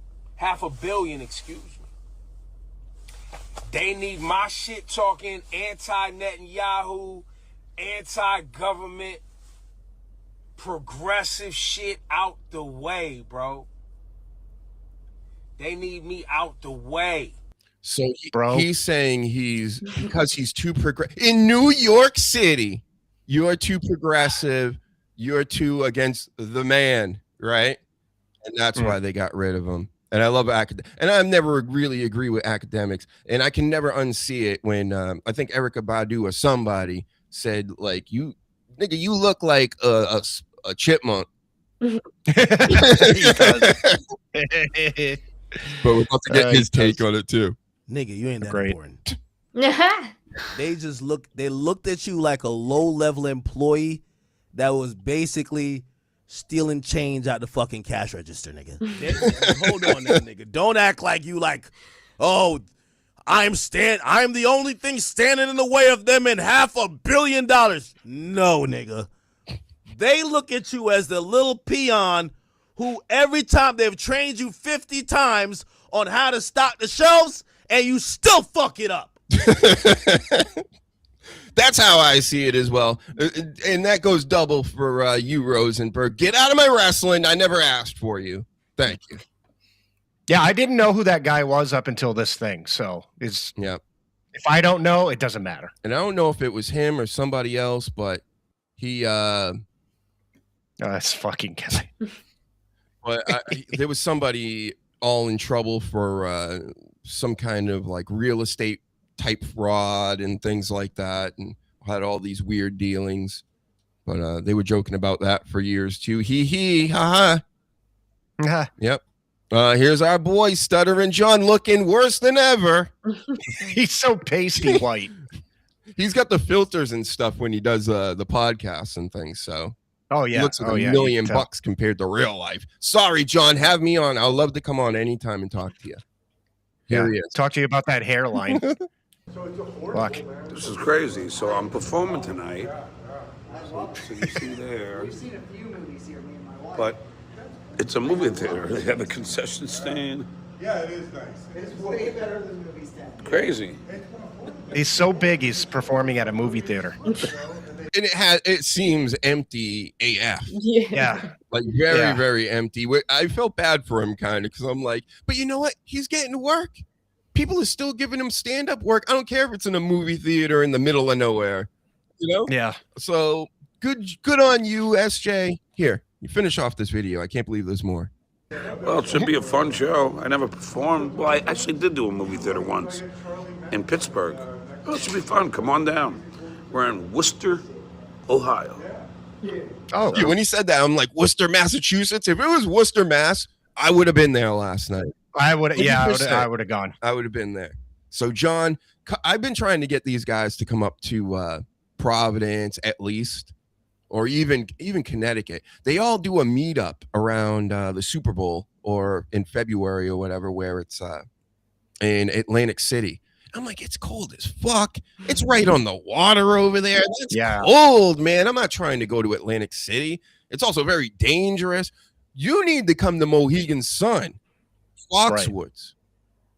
It's not that much further away. All your people will still be able to go, and I'll be there. So, come on over. Yeah, get a room, bring Justin. He can get hammered. Yep. All the hacks and dabblers in one place. That's my place. My people. Right. As Justin says when he's running around the wrestling crowd. These are my people. Remember he kept doing that? Yep. So, wow. You want some more wrestling? Oh, God. I think I got a bunch more wrestling, actually. The wrestling. One more match tonight. AJ Lee, which is I call that tag team with Dragon Lee and AJ Styles, and Javon Evans, Leon Slater, is it? Yep. I know all the names. This is going to be match of the night, I feel. It's going to be fucking so good. I mean, they're all sick in the ring. Yeah. All 5-star. If Meltzer doesn't give this one a 5-star, Meltzer, then you might be a liar out here. I think Jess might be right about everything you said. Yeah. I might find you and punch you in the face. All right, let's ask Danny. I don't know if we asked him. Mary fuck kill. Vince Russo, Jim Cornette, Dave Meltzer, go.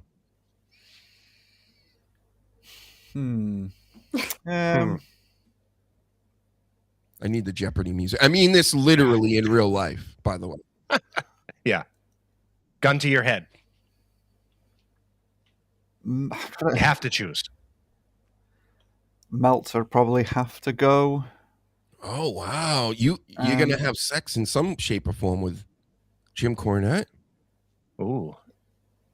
No, I have to marry Cornette, I think. It'd be more long-term. It'd be more amusing, I think. Politics would get a bit annoying, but sense of humor, that's fine. So, yeah, there you go. I think I picked the same way. Yeah. You'd fuck Russo, right? Yeah. You'd fuck say it. He'd be grateful. He'd be grateful, wouldn't he? So, You and Jess just won't say it. I don't know why. Well, you want to give Russo something? I'll never clip that. You want to give Russo that Danny damage. That's what you want to do. Whereas Meltzer, you just no, I'll just fucking shut up. Yeah. All right, fine. If that's how you want to play it. Take him out back and judo chop and just leave him there. And, yeah. Mm-hmm. Mine's still Vince Russo, Mary. Jim Cornette gets half the death, and Meltzer gets effed. Effed in Hear the that, A. Meltzer? You're getting it. Cornette's worth more as well, so that's a good marriage. That's more marriage material than the other two. Oh yeah, that's right. But, I didn't consider that. Yeah, I mean, Russo, I did. I was thinking of my future. I thought the same thing. Meltzer gets plenty of pocket money from Tony Khan, but not as. Yeah, that's right. He's not getting that from me, Meltzer. This was my face last night when Zelina almost killed herself. Yeah. She tried to do her Code Red off of Rhea Ripley, one of her, her finisher there, and she landed right on her face and neck and boobs, like face first. And the scary part was Rhea was, supposed to dip back and fall backwards, like onto her, and kind of did. Corey Graves wasn't letting it go, though. He was just like, she almost died. I'm like, the producers must be in his ear, like, enough, Corey. Like, we know. Stop mentioning that she just botched a major move there. So that happened last night. And anybody got a victory? And tell me, who's going to win this tonight? Is it John Cena or Gunther? I know we talked about it a little bit, but let's get some real. I know Danny thinks Gunther's winning, 100%. With maybe interference from Sheamus. I haven't been watching, but because of the whole IC championship thing, last time we mentioned Sheamus, I said, wouldn't it be interesting if Sheamus was like, I've always said to everybody I want the IC belt, and I've never been, given the chance, or I've never got it. And then Cena just comes back and he just fucking, just gets first dibs. So I think there'd maybe be something there if they wanted to do a bit more of a storyline between them. Maybe Sheamus could cost him the match. I would love it if they had Sheamus, Miz, Orton. Of course, we know where Orton is. They got to get way more people involved in tonight. Like, make it one of these spectacle type deals where it drags out, like that Roman Reigns Brock Lesnar matches at the WrestleMania a few years ago when like 20 people came out. But it was still like an entertaining match because that's a real performance there. But they said a bunch of they said a bunch of people are actually going to show up. They mentioned like Mark Henry and a bunch of old veterans. I really hope Kurt Angle shows up. Like, if anything else, that would make my fucking night. Bull Buchanan, B squared. Bull Buchanan, yes. Yeah. Oh man. Yeah. Yep, Kurt Angle. Poor Kurt Angle never got a 5-star match from Meltzer. Just not good enough, buddy. Maybe someday. But he gave like a 5-star to that horrendous like War Games men's match they had at AEW, which was fucking terrible. He'll literally say like, "Oh, this isn't my type of match," but 5 stars. Yeah. Yeah. I don't know how he does it. Was it at the Tokyo Dome? No. Yeah. No. I think there was like 5,000 people there for a pay-per-view. And it's less than that. Or less, yeah. NXT this week had the best show, I think. SmackDown was kind of a stinker last night. Monday Night Raw was all right. I can't even remember it. But NXT was a banger once again. So if you haven't watched it, go back and watch that. I'm super pumped for TNA on Thursday nights. I will definitely be watching that. Yeah. And to point out 2 specific things. JC Jane's a star. I know she looks kind of like an evil Peg Bundy or whatever. But he's really good on the mic. Killer promo. Then you had Ethan Page, who I already know is great. Just proved it this Tuesday night again in his promo. Like, they're exceptional.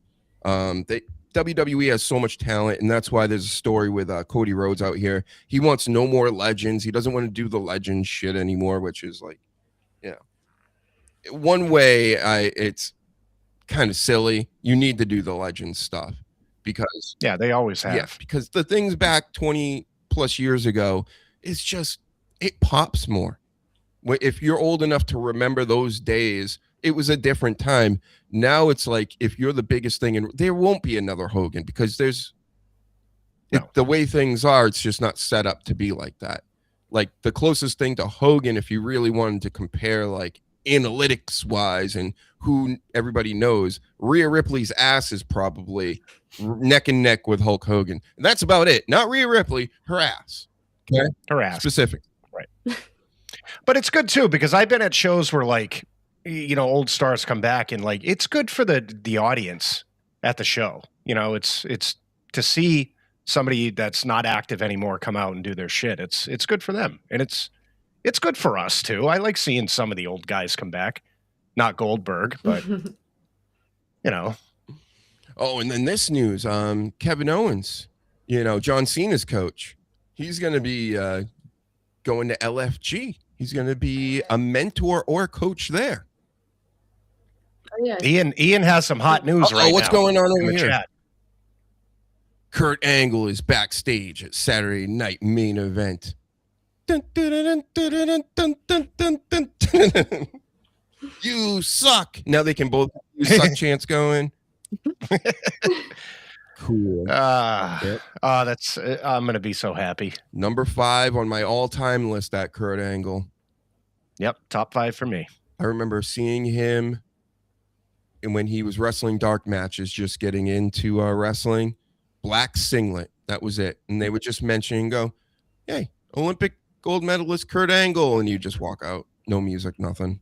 Yeah. Mm-hmm. I know my Kurt Angle when he had hair. Yeah. And then remember, it's not Perk Angle anymore. It's Peak Angle. Right. Peak. That was his peak. That was your peak? I don't know. Maybe, that's what he said. Maybe I should look into that stuff. Maybe that's why I never peaked. Yeah, oh, man. All right. I think that's pretty much all of it. We went over the whole card. This huge card happening tonight. Jesse Ventura, they said, is coming back. Yeah. Good. But then also, they're not going to be doing the retro stuff tonight. They're keeping it black and gold, I heard, for John Cena, and because it doesn't make sense with John Cena in his retirement. This is really his retirement show. And there's news that he was supposed to be starting off the show. Now there's news that they had to move it to the main event. It really doesn't matter. I mean, yeah, you know who said that? Was Brian Alvarez, fucking Dave Meltzer's buddy. Yes. Yeah. We hate him. Fucking bullshit. Yes. They get the worst takes. You would think two people that think they're so smart, those two assholes, you would think that after like maybe the fourth or fifth time that they got the wrong information, they would stop. But they don't. They just continue to be like, well, I heard, up to fucking... Look how much discourse that created. So you know what I mean? Like, of course they're going to keep doing it because they can fed bad and then suck AEW's dick right at the same time. So it's just like, why correct anything? If this sounds like it'll make people upset, I'm going to say it anyway. So... good point. But it's just stupid. Well, yeah. I mean, they have no integrity, which is also why I don't like them. But yeah, not like the DrHUGEshow. We never give up. You can't see us or be us, you fat motherfuckers. Right? So just like Tupac said. In the words of Tupac. That should also be on the hat somewhere. I think it's in the back. It says it. It says hit him up. It says West Side. Yeah. The hand symbol on it. Yep. Yeah. Yep. So, and Natty's going to be a coach on there. She's taking over for Michelle Not So Cool McCool. Again, even her leaving the show now bothers me because it's like, so you came on the show, took over for Mickie James, who I know I love. You're going to take over for her. And you're going to go, ooh, I'm the best, and I'm Undertaker, and all this stuff. And then you're going to win it, which drove Booker T. I bet Booker T's probably off the show, and he's probably the best coach and all that, and the whole deal. He actually runs a promotion and a whole gym of wrestlers. But, yep, Natty's taking over, which is, I think, a good replacement. Mm-hmm. But, how dare this Michelle McCool show up, get the first picks in the whole show, win the thing, and then leave? Got it. Listen, she started women's wrestling, so have some respect. All right? And somebody else has to go anyway, because they also announced that Kevin Owens is going to be a mentor or coach or whatever. So I think Taker is also leaving. Oh, thank God. I think that I can't do anymore, Mark. I can't. Mark. He loves the smell of his own farts. You know what I mean? It's like that type of thing. It's just so corny and so just done. People have, what is that? What the fuck was that? You got Fast and Furious outside your house. Yeah, welcome to the street we live on. Jesus. I love watching John sometimes when he has this guy, Clay Dabbler, on. A guy over in the UK, Danny, right near you. And every time he does a stream, you hear cops drive by. Woo, woo, woo, like every time, to the point where it's almost like a weekly, because he shows up on Fridays and they just laugh about how everybody in the chat's like, oh, there's the sirens again. Yeah, things are crazy over there, Danny. Well, he's probably closer to the city, I think. But it gets rowdy here, and this is just a town. It's more sort of like we hear more sirens every day. Just, yeah. Yep. It's not good. We got street racers over here, the sirens, you name it. Got helicopters, all kinds of stuff. Yeah. Drones. Yeah, drones have been popping up left and right. Yep. At first you think Those pesky Tesla trucks. I actually haven't seen any of those recently, but yeah, you make sure to flip them off if you see them, right? Seth Rollins, remember that story? Yep, he got in a road rage incident because the other person wasn't in the car. He's like, he had to pull over and get in their face. I don't know, stomp them out on the concrete or something. How dare you flip off Seth Rollins in his stupid ass truck? Fuck his truck. And one last story, since we were just talking about The Undertaker, Jess's favorite. He brought up toothless aggression for Shiloh because he debuted on NXT this week. And he mentioned toothless aggression, and it made everybody go crazy. Oh, his poor choice of words, Taker. Stop using words. Go retire in a home. Jesus, eat yogurt and shut the fuck up. Don't ever make anybody think about Chris Benoit, okay? Yeah. Even though he showed up in our chat many times. Sleaze, right? Yeah, he did. Yeah, he did. He showed up from the Chris grave. Benoit showed up in my chat this year and wished death on us. Yeah. I'm not kidding. So he was telling us about the dogs. And he put them outside. Jesus. Yeah, so don't come here as Chris Benoit wishing death on us. You come here and you like and you subscribe and you share the show to everybody and let everybody know that this exists in the world.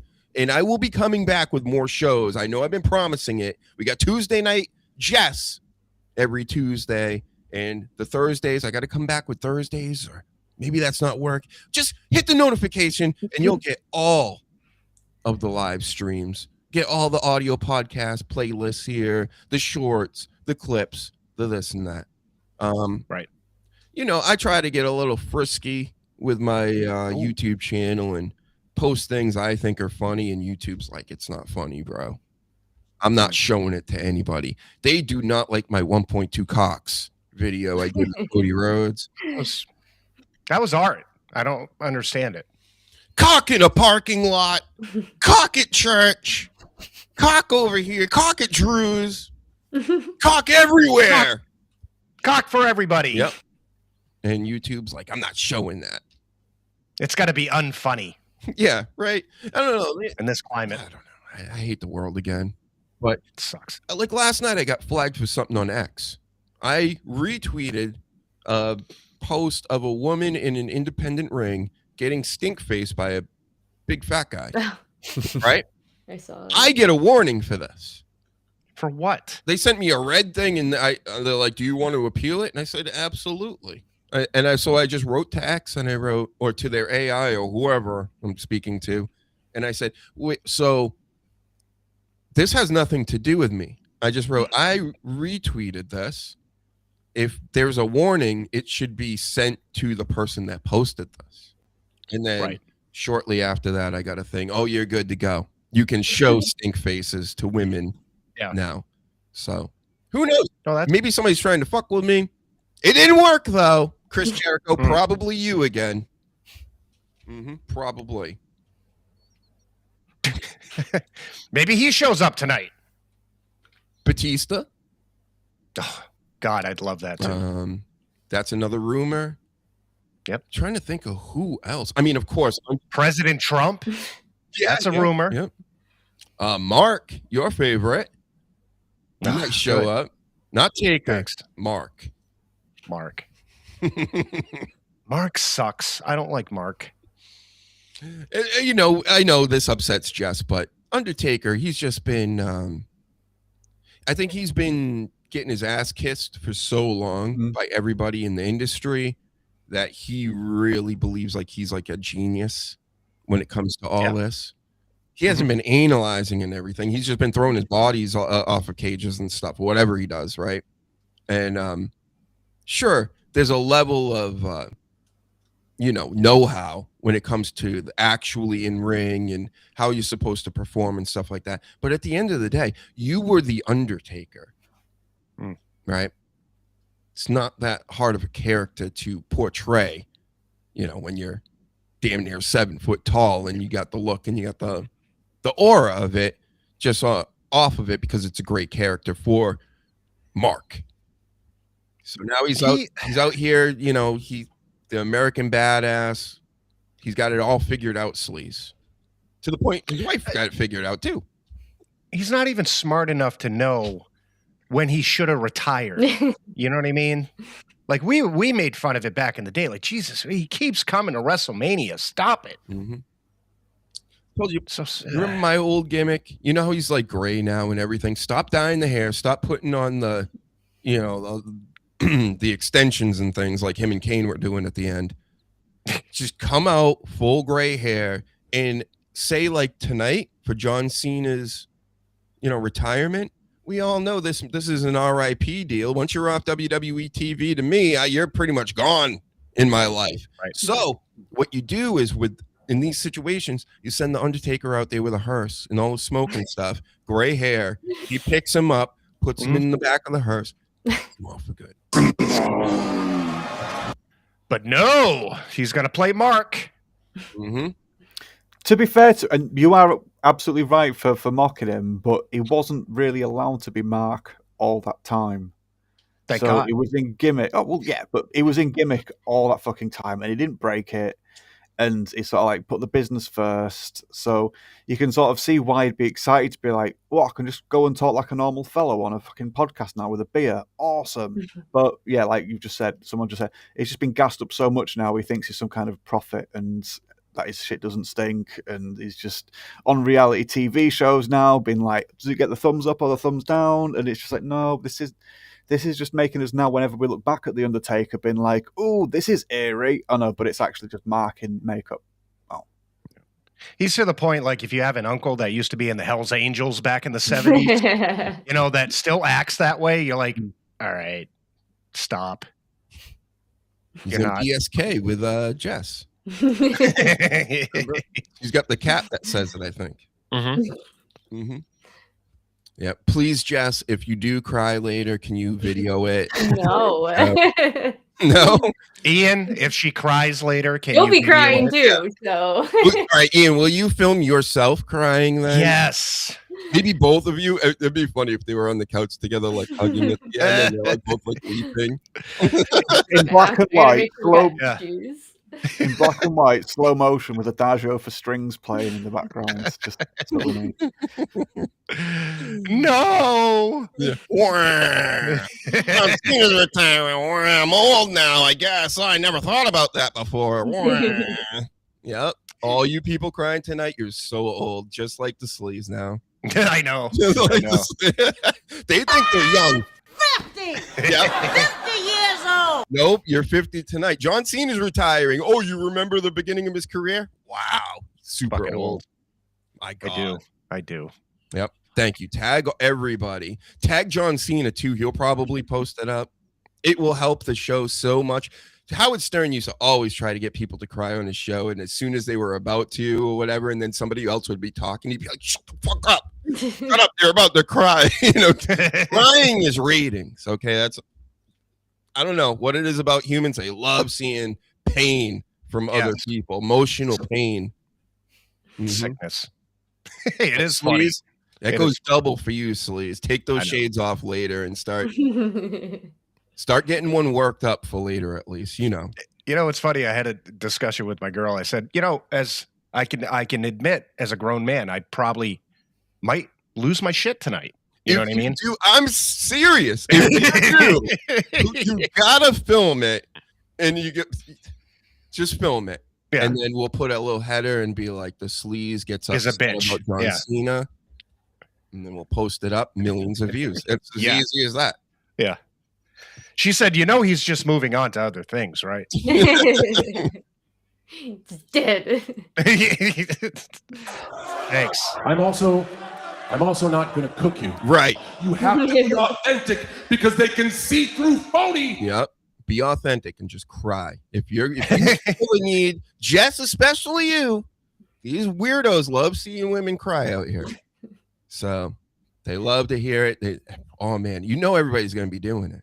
They also like to kidnap women too and keep them in their basement. Yes. Oh, that's right. Yeah. That sounds AEW side. Yeah. Yeah. Yeah. AEW even changed their show, I think, today. They were on like the afternoon. That's smart. Yep. How dare you come? We're doing the show right now. But then they'll throw a poster outside at a bus stop and be like, I got you. We got it. Yep. So John Cena. I wish I had the sad version to play. They're probably going to YouTube TOS me for even doing this song. I put the sad version on my little promo on X. I almost cried doing that. Got all the time in the world for the sad version. It's great. Yeah, yeah. Oh, man. All right. I think we did it. We just killed it again today, folks. Get liking and subscribe and sharing. Shout out to everybody in the chat. Ian, of course, Paladin, Heel Easy showed up. All the dabblers that came over from, whether they think they're dabblers or not, you're dabblers. You think you're in the hack verse. You think you're in these other verses. No. That's all dabbling. So you're dabblers. Thank you to all you guys. Dave, the Sleaze for showing up. Danny Damage, Jess, at I'm just saying.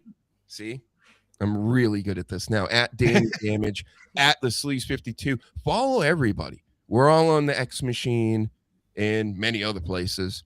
And of course, once again, hit that like button. Do it. Yep. And enjoy your John Cena last time ever tonight.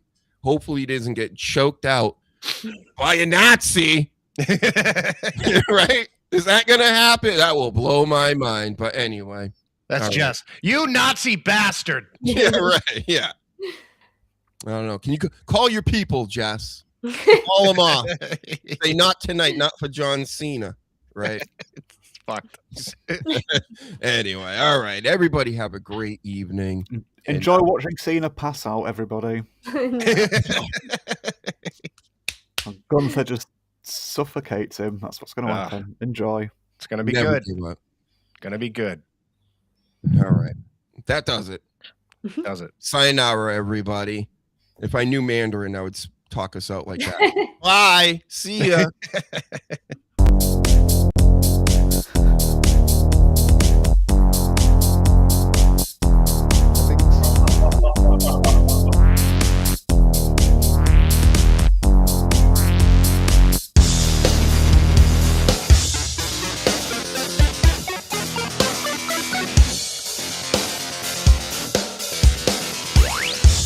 John Cena recognized.